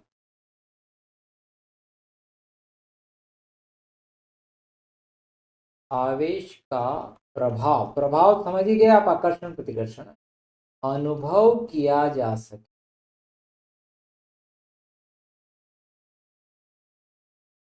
ठीक है, वहां तक का क्षेत्र ना, वह क्षेत्र क्या कहलाता है, विद्युत क्षेत्र। ठीक, अब आते हैं बात सबसे महत्वपूर्ण विद्युत क्षेत्र की तीव्रता की, ठीक है, हम बात करते हैं विद्युत क्षेत्र की तीव्रता की। भाई विद्युत क्षेत्र तो हो ही गया, समझ में आ गया कि वो आवेश के चारों ओर का क्षेत्र जहां तक उसका प्रभाव आप अनुभव कर सकते। अब हम बात करते हैं विद्युत क्षेत्र की तीव्रता। अभी मैंने आपसे एक बात कही कि भैया हमारे पास जो है एक आवेश है, ये धनावेश है, और हमारे पास इसके जीवन में एक परीक्षण आवेश हम लेकर आए। परीक्षण आवेश के बारे में हमारा अनुभव, हमारी जानकारी ये कहती है कि एक छोटा बच्चा है और हमेशा पॉजिटिव रहता है, बस इतना हमें पता। के बीच की दूरी भी हम लिख देते हैं कि आर दूरी पर, क्योंकि ये भी पॉजिटिव ये भी पॉजिटिव, तो इसमें निश्चित तौर पर प्रतिकर्षण बल लगे। हाँ, बात हो। तो ये धन है, ये धन है, तो प्रतिकर्षण बल लग रहा है, इसमें भी कोई हमें बड़ी बात नहीं है, हमें कोई समस्या। तो मैं ये कह रहा हूं कि भाई इस परीक्षण आवेश पर जो आवेश है आपका, ये वाला धन आवेश है ना, ये वाला, इस आवेश की वजह से इस परीक्षण आवेश पर ये जो बल लग रहा है, यही आपका तीव्रता डिसाइड करेगा कि भाई ये आवेश इस पर कितना बल लगा रहा है, कितनी अमाउंट में लगा, वो ये डिसाइड करेगा कि इसकी तीव्रता कितनी है। तो भाई ये सामान्य सी बात होगी। ई को मैं अगर ई विद्युत शक्ति तीव्रता से रिप्रेजेंट कर रहा हूँ और लिमिट में लिख रहा हूँ Q tends to zero. Q tends to zero क्यों लिख रहा हूँ? क्योंकि ये परीक्षण आवेश वो बहुत छोटा सा, और क्या लग रहा है? बल। अब ये बहुत छोटा है तो अल्प परीक्षण आवेश है, तो इसको आप एकांक भी लिख सकते हैं या एक भी लिख सकते हैं, या ऐसा मैं बोलूं कि भाई अल्प परीक्षण आवेश इस पर है ना, ये अल्प परीक्षण आवेश है। तो अल्प परीक्षण आवेश पर या अल्प आवेश पर या परीक्षण आवेश पर तो एकांक बोलना सबसे बेहतर रहता है लिखना। एग्जाम के हिसाब से एकांक आप लिखिए, बहुत बढ़िया रहेगा। तो एकांक परीक्षण आवेश पर जो बल लग रहा है, एकांक परीक्षण आवेश पर लगने वाले बल को विद्युत क्षेत्र की तीव्रता, एकांक परीक्षण आवेश पर लगने वाले बल को विद्युत क्षेत्र की तीव्रता, ये बल कौन लगा रहा है? ये बल आपका। तो एकांक परीक्षण आवेश पर जो बल लगता है उसे आप विद्युत क्षेत्र की तीव्रता कहते हैं, ये परिभाषा। विद्युत क्षेत्र के किसी बिंदु पर स्थित एकांक धनावेश कितने बल का अनुभव करता है? ये लिखा देखो, विद्युत क्षेत्र के किसी बिंदु पर स्थित एकांक धनावेश, ये एकांक धनावेश है, विद्युत क्षेत्र के किसी बिंदु पर स्थित एकांक धनावेश जितने बल का अनुभव करता है उसे उस बिंदु का विद्युत क्षेत्र की तीव्रता कहते हैं। तो ये आवेश जितने बल का अनुभव कर रहा है, कौन कर रहा है? परीक्षण आवेश अनुभव कर रहा है।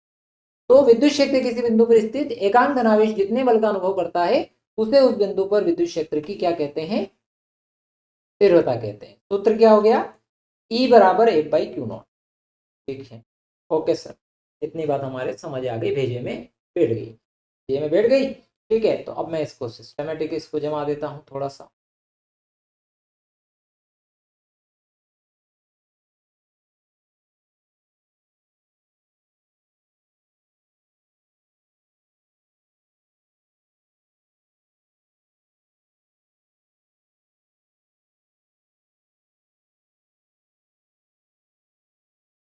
लेना तेरा क्यों,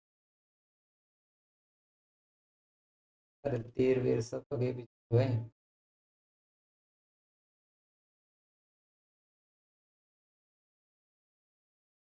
चलो एक सेकंड, ओके, ये बने, कोई बात नहीं। तो ये है एकांक परीक्षण आवेश पे लगने वाले बल को विद्युत क्षेत्र तीव्रता कहते हैं। इसका जब आप ऐसा ही मात्रक की बात करेंगे, मात्रक कैसे निकलेगा? बल का मात्रक होता है न्यूटन, आवेश का गुलाम न्यूटन प्रति। अगर विमीय सूत्र की बात करेंगे तो बल का जो विमीय सूत्र होता है mlt माइनस टू, आवेश का हमने पढ़ लिया 80, बड़ा हो गया m1 l1, ये t इनवर्स 3 ऊपर हो गया a इनवर्स। राशि कौन सी है? सदिश। क्यों है भैया? बल एक सदिश। ये तो ठीक है सर, इतनी बड़ी बात तो ठीक है, बहुत बढ़िया बात बताई, मजा आ गया। इतना मामला हमारे लिए बढ़िया है, इतना तो हम जान गए। अब एक तो आपको याद हो, तो ये बहुत सूत्र से रिलेटेड प्रश्न पूछ भी लेता है, अभी आपका हाफ ईयरली में भी आया था। तो एफ बराबर इसका गुणा इधर कर देंगे तो ये आपका क्यू नॉट जाएगा, बहुत सरल बात। ठीक, मान मान भी दे दे विद्युत क्षेत्र तीव्रता का या परीक्षण आवेश का, तो आप गुणा करके निकाल सकते हैं। एक सबसे महत्वपूर्ण चर्चा ये है कि हमारे पास, हम पहले इससे, जैसे कि आपको परीक्षण आवेश विद्युत शक्ति तीव्रता का मान लो आपको दे दिया 2 न्यूटन प्रति कूलम, और क्यू नॉट का मान आपका है 2 गुणा 3 कूलम। तो आप गुणा करके आप निकाल सकते हो, ये तो आसानी से हो सकता है। दूसरी महत्वपूर्ण बात यह है कि जब हम एक बिंदु आवेश के कारण विद्युत शक्ति तीव्रता निकालते हैं, ठीक है, फिर अपन फैक्टर्स पर आएंगे। तो मैंने अभी आपके लिए लिखा था कि भाई एक धनावेश है ना, एक धन के आवेश है और वह धन के आवेश बिंदु P पर रखा हो। हाँ, अपन ने कंसिडर कर लिया कि एक धन के आवेश है, एक धन के आवेश है जो कि बिंदु O पर स्थित, इससे r दूरी पर एक बिंदु P है। उस बिंदु P पर हम विद्युत क्षेत्र की तीव्रता ज्ञात करना है और इस बिंदु P पर एक परीक्षण आवेश रखते हैं। यदि इस पे लगने वाला बल F है तो कूलम के नियम है ना। तो यहाँ पर परीक्षण आवेश की लिखेंगे, इस पर बल F, यहाँ पर परीक्षण। तो बल कूलम का नियम क्या होता है भैया? कूलम का नियम 1/4πε0 और Q0/r² हो जाए। अब दिशा आ जाएगी आपकी ओपी दिशा।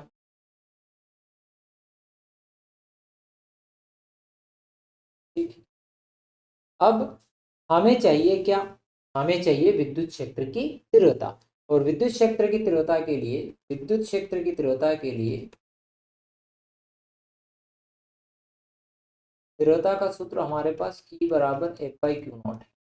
F का मान चूंकि हम निकाल चुके हैं तो वो मान यहाँ रख देंगे, Q0/r² अपॉन Q0 से इस Q0 को कैंसिल कर देते हैं। तो 1/4πε0/r², ये विद्युत क्षेत्र, यानी कि जो विद्युत क्षेत्र की तीव्रता I वो आई दूरी के वर्ग के व्युत्क्रमानुपाती। ठीक है, यानी कि आप अगर दूरी r और विद्युत क्षेत्र की तीव्रता के बीच ग्राफ खींचते हैं, इस तरह का ग्राफ आपको मिलेगा। ठीक है, कम दूरी विद्युत क्षेत्र की तीव्रता ज्यादा, अधिक दूरी विद्युत क्षेत्र का कम। जब आप अकेले धनावेश के लिए बात करें, अगर मैं धनावेश लिख दूं यहाँ और इसके लिए बात करूं, अब यहाँ परीक्षण आवेश रखोगे तो उस पर बल ऐसे लगेगा, अगर यहाँ रखोगे तो उस पर ऐसे लगेगा, यहाँ रखोगे तो ऐसे लगेगा। तो भाई विद्युत क्षेत्र धनावेश के लिए जो विद्युत क्षेत्र तीव्रता होती है, त्रिज्यीय व बाहर की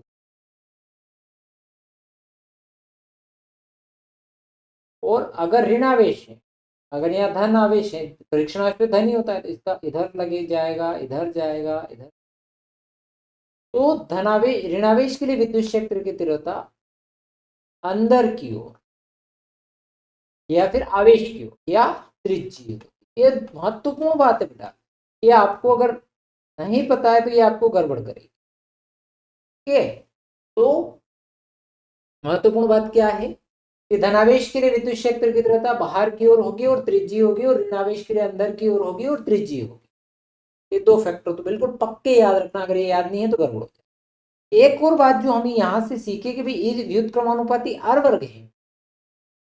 आप ये देखें कि भाई हम लोगों ने जो निकाला है फॉर्मूला, बल हम जरूर हम परीक्षण आवेश के ऊपर निकाल रहे हैं, पर परीक्षण आवेश पर यह निर्भर नहीं करता। ये विद्युत क्षेत्र की तीव्रता का मान परीक्षण आवेश पर निर्भर नहीं करता है। तो किस पर निर्भर करता है विद्युत क्षेत्र की तीव्रता का मान? कि भाई वो आवेश, वो परीक्षण आवेश कहाँ स्थित है, परीक्षण आवेश कहाँ स्थित है, अर्थात ये दूरी r पर निर्भर करता है। यानी विद्युत क्षेत्र की दिशा डिसाइड करते हैं धन और ऋण आवेश, ये दूरी r पर निर्भर होता है। ये ऑब्जेक्टिव भी यहाँ से आपका मैं बता रहा हूँ, ये बनता है कि एक बिंदु आवेश के लिए विद्युत क्षेत्र की तीव्रता तो दूरी के वर्ग के व्युत्क्रमानुपाती होती है। धनावेश के लिए विद्युत क्षेत्र की तीव्रता आवेश से दूर बाहर की ओर और त्रिज्यीय होती है। ऋणावेश के लिए विद्युत क्षेत्र की तीव्रता आवेश की ओर और त्रिज्यीय होती है, ये याद रखिएगा। ठीक, आगे बढ़ते हैं। अब हम बात कर रहे हैं विद्युत द्विध्रुव की। आपने पढ़े हैं ये चीजें, आपके दिमाग में होगी कुछ बातें, फिर भी मैं लिखता हूँ कि भाई हमारे पास जैसे HCl है और इसको मैंने तोड़ा H+Cl-, H के ऊपर +1 आवेश है और Cl के ऊपर -1। H का जो अपना केंद्र है और एक अपना H+ का अपना केंद्र और एक Cl- का अपना केंद्र। अगर आप इन दोनों को मिलाते हैं H+ और Cl-, तो आप ये पाते हैं कि इनके जो केंद्रों के बीच की दूरी है वो बहुत कम होती है। तो पहली चीज हमें पता है कि भाई दूरी कम है। दूसरी बात, यहाँ एक धन, यहाँ एक ऋण, तो दो बराबर और विपरीत आवेश हैं, एक धनावेश है और एक ऋण आवेश है। तो दो बराबर तथा विपरीत आवेश और कम दूरी पर बैठे हुए, तो दो बराबर तथा विपरीत आवेश अगर कम दूरी पर बैठे होते हैं तो उसे हम विद्युत द्विध्रुव कहते हैं। ठीक है, दो बराबर और विपरीत आवेश यदि कम दूरी पर बैठे हो, दो बराबर और विपरीत आवेश अगर कम दूरी पर बैठे हो तो उसे हम विद्युत द्विध्रुव कहते हैं। तो विद्युत द्विध्रुव एक ऐसा समायोजन जिसमें दो बराबर तथा विपरीत प्रकृति के आवेश एक दूसरे से अल्प दूरी पर होते हैं। यहाँ तक हो गया। अब ये जो लाइन है जो इन दोनों आवेशों को मिला रही है उसे हम कहते हैं द्विध्रुव अक्ष। ठीक, उसके बाद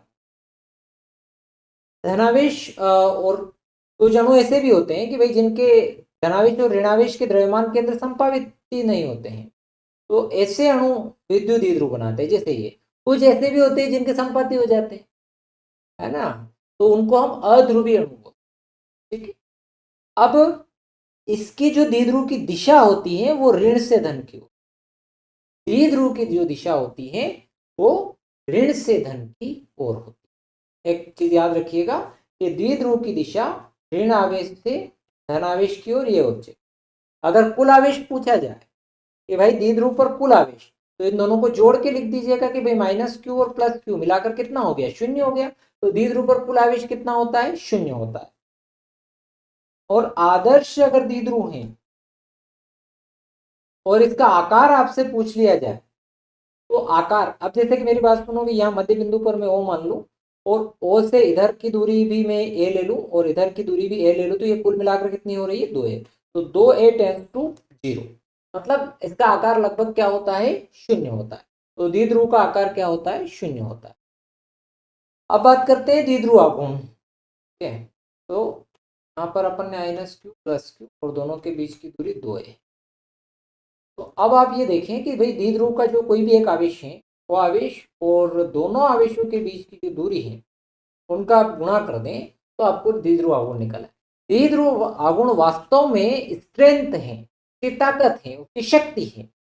तो अब यह हो गया हमारा विद्युत द्विध्रुव एक आवेश के परिमाण तथा दोनों आवेशों के बीच की दूरी के गुणनफल को द्विध्रुव आघूर्ण कहते हैं। और जो द्विध्रुव आघूर्ण है एक सदिश राशि। सदिश क्यों हो गया, क्योंकि द्विध्रुव की दिशा जो होती है ऋण से धन की ओर। ठीक, दूसरी बात इसका मात्रक, तो मात्रक आपका कूलाम मीटर, अभिमीय सूत्र, तो आवेश का AT और दूरी के लिए L। तो आप पूरा लिखना चाहे तो m0 L1 T1। द्विध्रुव आघूर्ण स्ट्रेंथ बताता है, इसका मात्रक हो गया, इसका विमीय सूत्र हो गया, ये एक सदिश राशि। इतनी बात। अब इसका एक मात्रक और है, याद रखिएगा, डिबाई। द्विध्रुव आघूर्ण का एक मात्रक और होता है डिबाई, है ना। हालांकि वो किताब में दिया हुआ नहीं है, पूछा नहीं जाएगा, पर कभी पूछ ले भाई। कभी कभार क्या होता है कि जो पेपर बनाने वाले भी अपने आप को थोड़ा होशियार बच्चे की स्तर को नहीं देखते, अपने स्तर से ही बना देते हैं। अपना उनका स्तर तो ज्यादा है पेपर बनाने में, तो टीचर है, पर बच्चों के स्तर को नहीं देखते हुए बहुत सारी चीजें दे देते हैं। तो होता है ऐसा, पर हमारा पक्का ही हो जाएगा, सब सारे ही करवा रहा हूँ। आगे बढ़ते हैं। अब हमने जो द्विध्रुव देख लिया, द्विध्रुव आघूर्ण देख लिया। अब महत्वपूर्ण चीजों पर आ रहे हैं कि विद्युत द्विध्रुव के कारण विद्युत क्षेत्र की तीव्रता की कुछ गणनाएं करेंगे। एक तो हम अक्षीय स्थिति में चर्चा करेंगे, यानी कि द्विध्रुव की अक्ष पर करेंगे, और एक हम इसकी निरअक्षीय स्थिति में गणना करेंगे। और आपको मैं बता दूं, ये दोनों ही स्थितियां बोर्ड परीक्षा के लिए बहुत महत्वपूर्ण हैं। बोर्ड परीक्षा के लिए दोनों में से एक प्रश्न आ सकता है, इंपॉर्टेंट बनते हैं 4 अंकों के लिए। ठीक, अब तो अक्षीय स्थिति की हम बात कर रहे हैं कि भाई अक्षीय स्थिति क्या चीज। तो हमारे पास यहाँ पर हम आवेश ले, हमारे पास एक माइनस क्यू आवेश है प्लस क्यू। जैसा हमने लिखा कि माना कि एक विद्युत द्विध्रुव है, ए बी एक ऐसे मध्यम में स्थित है, तो विद्युत द्विध्रुव ए बी हमने ले लिया। अब यहाँ ओ बिंदु है जो इनका मध्य बिंदु है। इस ओ से अब यहाँ आपने अक्षीय स्थिति कहा तो अक्ष पर एक बिंदु आपने कंसीडर कर लिया, वो बिंदु पी हो गया अक्षीय स्थिति। अब ओ से आर दूरी पर, तो ओ से आर दूरी पर यहाँ एक बिंदु है जहां आप क्या निकालना चाहते हैं, विद्युत शक्ति तीव्रता निकालना। द्विध्रुव के जो दोनों आवेश हैं उनके बीच की दूरी 2a है, और जो है ये आधे आधी कर लेते हैं, तो ए वाली दूरी ये वाली दूरी, इतना हो गया। हमें विद्युत शक्ति तीव्रता ज्ञात करनी है, क्योंकि मुझे विद्युत शक्ति तीव्रता एक एक आवेश के लिए निकालना है, दोनों आवेश के लिए एक साथ निकालना नहीं आती। एक बिंदु आवेश के लिए हम लोगों ने निकाली थी, तो क्या आई थी कि ई बराबर 1/4 स्पाइरल नॉट क्यू बटे आर वर्ग, तो वो आती है। तो हम एक एक करके निकालेंगे। तो पहले हम निकालेंगे धन क्यू आवेश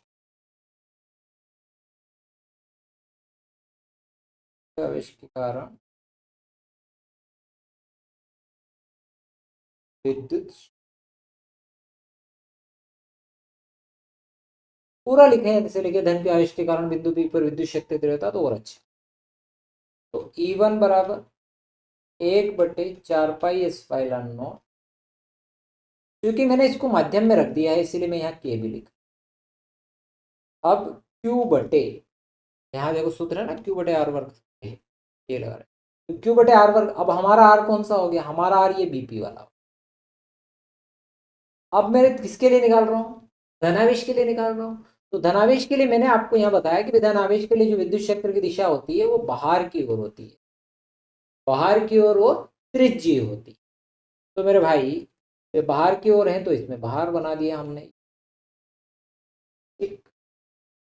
अब ये हो गया। अब हमें ये बीपी वाली डिस्टेंस चाहिए, तो बीपी वाली डिस्टेंस हम लोग निकाल लेते हैं मेरे भाई। तो जो बीपी वाली डिस्टेंस हो गई, ये वाला टुकड़ा जो है बी और ये पूरा ओ से पी तक का आर है, और ये वाला ए है, तो माइनस कर देंगे तो आर माइनस, तो 1/4 स्पाइरल नॉट क्यू बटे आर माइनस का वर्ग।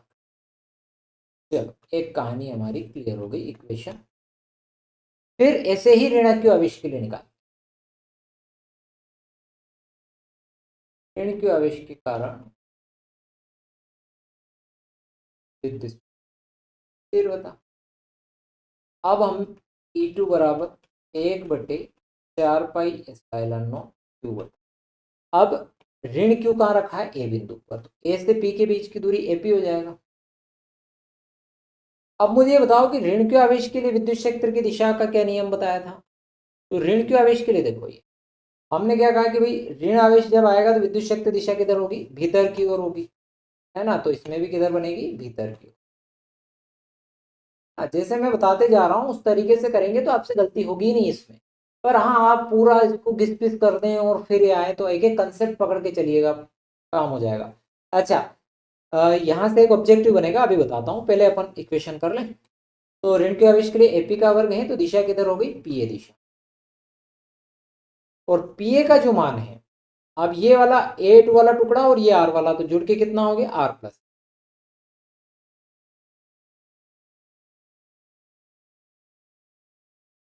हाँ बताओ बताओ ऑब्जेक्टिव क्या बना था, तो ऑब्जेक्टिव पहले क्लियर कर। अब ये देखो कि ये जो E1 और E2 है, हाँ यहाँ से ऑब्जेक्टिव बनाना है। तो अभी अगर केवल विद्युत शक्ति तीव्रता E और विद्युत शक्ति तीव्रता, मतलब दोनों आवेशों की जो विद्युत शक्ति तीव्रता उनके बीच का कोण तो 180 डिग्री हो रहा है। एक की विद्युत शक्ति तीव्रता इधर होगी, एक की इधर। जो द्विध्रुव आघूर्ण होता है, द्विध्रुव आघूर्ण की दिशा किधर होती है, तो द्विध्रुव आघूर्ण की दिशा होती है ऋण से धन की, केवल का। अब मुझे चाहिए यहां पर परिणामी तीव्रता, तो जब मैं परिणामी तीव्रता निकालूंगा, है ना, तो पहली कहानी तो ये बनती है कि भाई हम दोनों को जोड़ ले, दोनों को जोड़ लेना चाहिए अपने को कि E1 प्लस E2 कर दें तो हमारा काम बन जाए। बिल्कुल सही बात है। पर दिक्कत क्या है फिर? दिक्कत एक है बेटा, इनकी दिशाएं। मैंने अभी कहा ना कि इसकी दिशा E1 इधर है और E2 इधर है।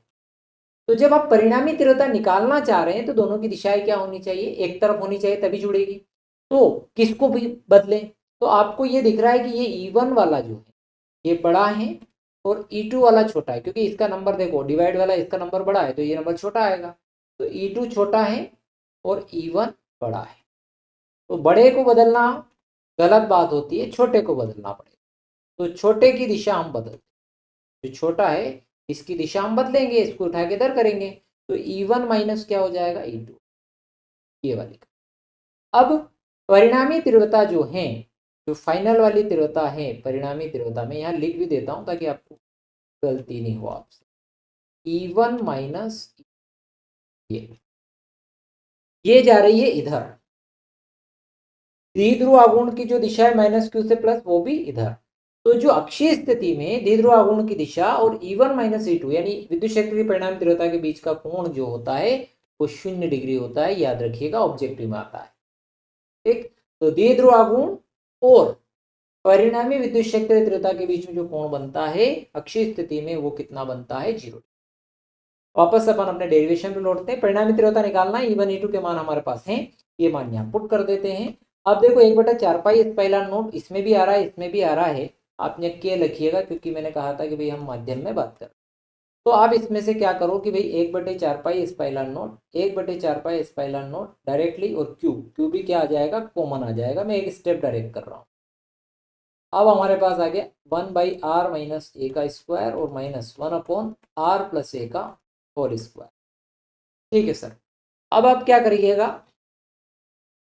अब आप लिखें यहाँ कि q/4 पाई एप्सिलॉन नॉट के, इनका एलसीएम लेंगे तो ये होगा r² माइनस a² का होल स्क्वायर। जब आप इससे इसको डिवाइड करेंगे तो आएगा r+a का होल स्क्वायर, और उससे डिवाइड करेंगे तो आएगा r माइनस a का होल स्क्वायर। ये फॉर्मूला बनेगा बेटा a², ये बनेगा b², और a² माइनस b² का फॉर्मूला सारे स्टूडेंट अच्छे से जानते हैं, बचपन से पढ़ते आ रहे हैं।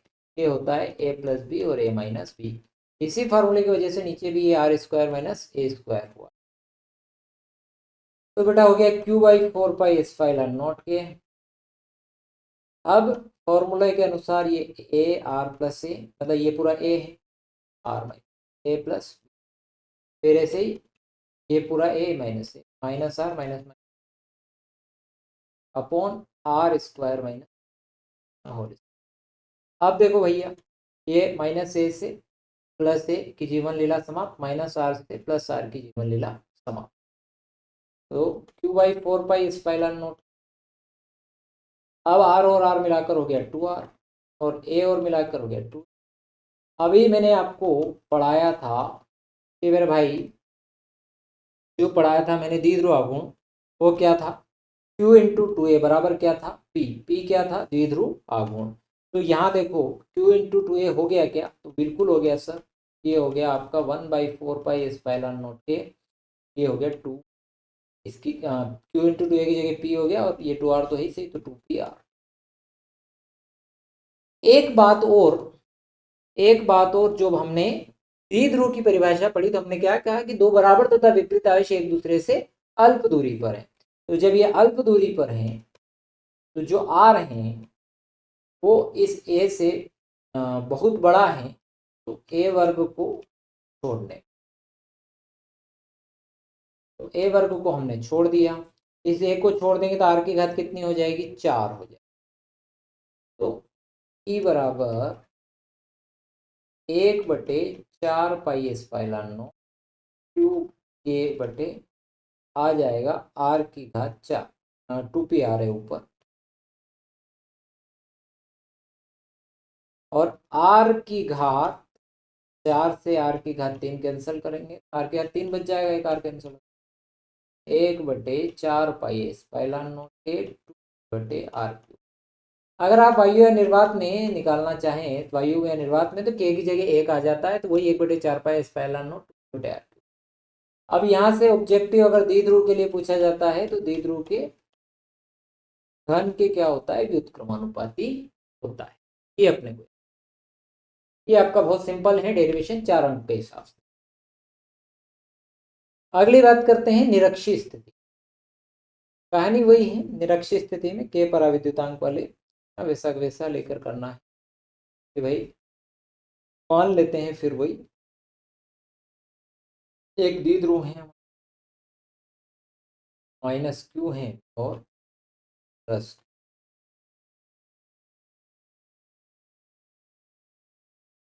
अब यहाँ एक बिंदु P, इस बिंदु P पर हमें विद्युत क्षेत्र की तीव्रता निकालनी। अब ये दूरी जो है अपन कितनी लेंगे, O से R दूरी पर एक बिंदु P है जहाँ विद्युत क्षेत्र की तीव्रता निकालेंगे।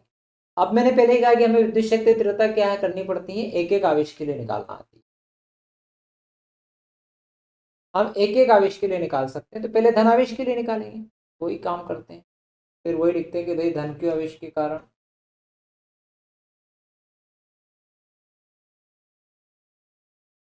विद्युत क्षेत्र, जब धन q आवेश के कारण लिखेंगे तो E1 बराबर, आप माध्यम में ही बात कर रहे हैं इसलिए 1/4 pi epsilon not q upon, अब q अपॉन ये दूरी जो हो जाएगी आपकी BP,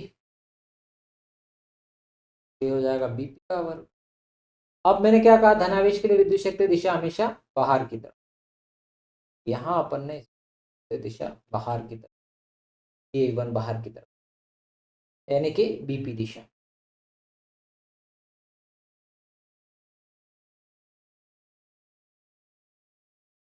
अब ये वाली दूरी A है, ये वाली। अब आप ये देखो कि इसमें पाइथागोरस प्रमेय लगाएंगे तो ये वाली जो आ जाएगा आपका √r वर्ग धन a वर्ग, आपका समझ आता ही है, त्रिभुज की ये दिशा है √r वर्ग धन a वर्ग।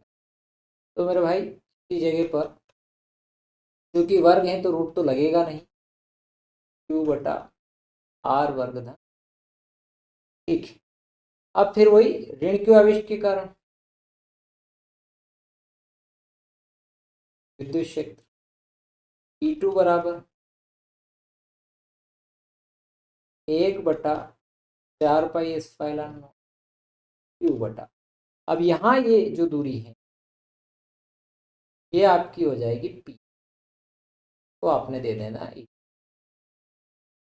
क्योंकि ऋण के लिए दिशा किधर होती है, भीतर की तरफ, तो इसमें भीतर की तरफ बनाना है और बल हमेशा आवेशों को मिलाने वाली रेखा के अनुदिश ही लगता है, तो ऐसे बनाना ना। यहाँ पर कोण आपका थीटा,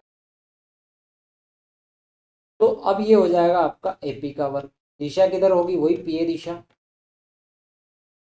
अब मैं ये कहता हूँ हमेशा कि कान इधर से पकड़ो या इधर से पकड़ो कोई फर्क नहीं पड़ता है, तो इधर का लें या इधर का लें दोनों में r वर्ग धन a वर्ग ही आना है, तो 1/4 पाई एप्सिलॉन नॉट q/r वर्ग धन।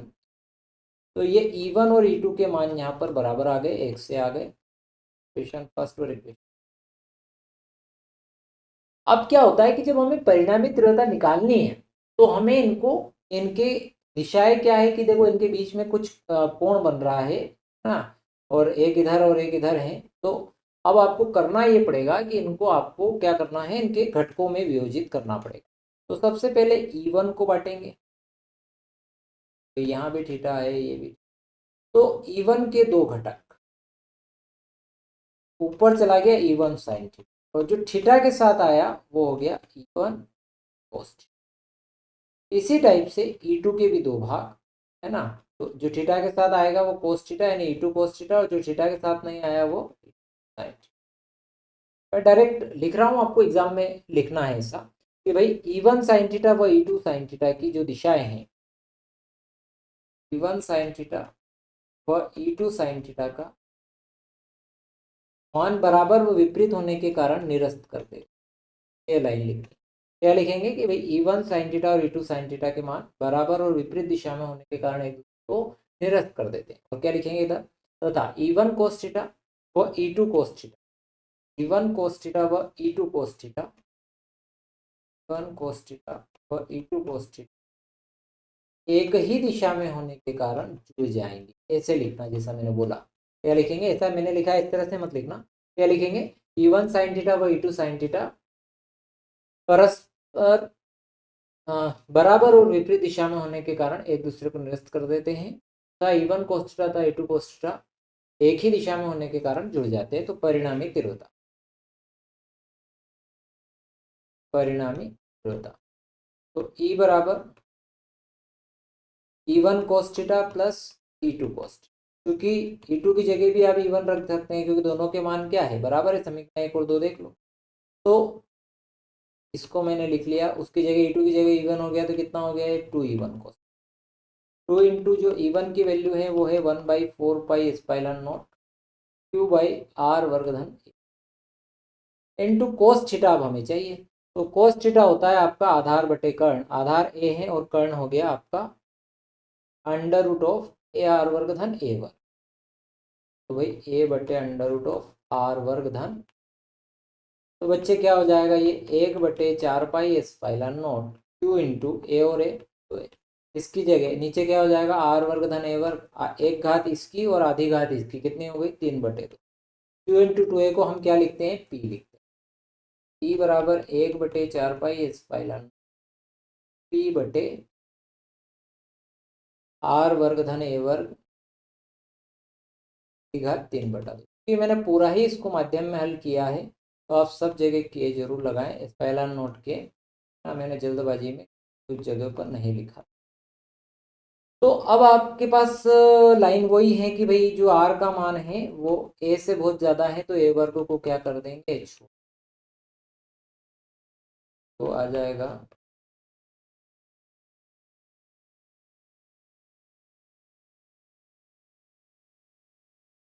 1/4 pi epsilon naught R cube newton. अब देखें इस कहानी को कि भाई ये हमने निकाल लिया। अब आप ये दो चीजें देखें, अक्षीय स्थिति वाले में आया था 2p/r³ और निरक्षीय स्थिति में आया p/r³। पर निरक्षीय स्थिति में यही प्रश्न पूछे कि भाई द्विध्रुव आघूर्ण और परिणामी विद्युत क्षेत्र तीव्रता के बीच का कोण है। तो देखो, परिणामी विद्युत क्षेत्र तीव्रता, विद्युत क्षेत्र उधर जा रहा है और द्विध्रुव आघूर्ण की दिशा इधर है। अब चूंकि वेक्टर को डिस्प्लेस किया जा सकता है, इसलिए दोनों को डिस्प्लेस किया, तो इनके बीच का जो कोण है वो 180 डिग्री है। तो परिणामी विद्युत क्षेत्र तीव्रता और द्विध्रुव आघूर्ण के बीच का कोण कितना होता है, तो 180 डिग्री होता है ना। और अक्षीय स्थिति में कितना बताया मैंने, तो अक्षीय स्थिति में जो कोण है विद्युत क्षेत्र तीव्रता और उसके बीच का कोण तो 0 डिग्री, और निरक्षीय स्थिति में द्विध्रुव आघूर्ण, द्विध्रुव ई व पी के बीच के कोण है ना, ई और पी के बीच का कोण जो होता है निरक्षीय स्थिति में 180 डिग्री और अक्षीय स्थिति में 0 डिग्री होता है। ठीक, निरक्ष पर है वो 90 डिग्री पर है, वो तो कहानी हो ही गई कि भाई द्विध्रुव के लंबवत जो होता है उसको अपन निरक्षीय स्थिति बोलते हैं, इसमें तो कोई बड़ी बात नहीं। और अक्ष पर होते हैं तो उसे अपन अक्षीय स्थिति बोलते हैं।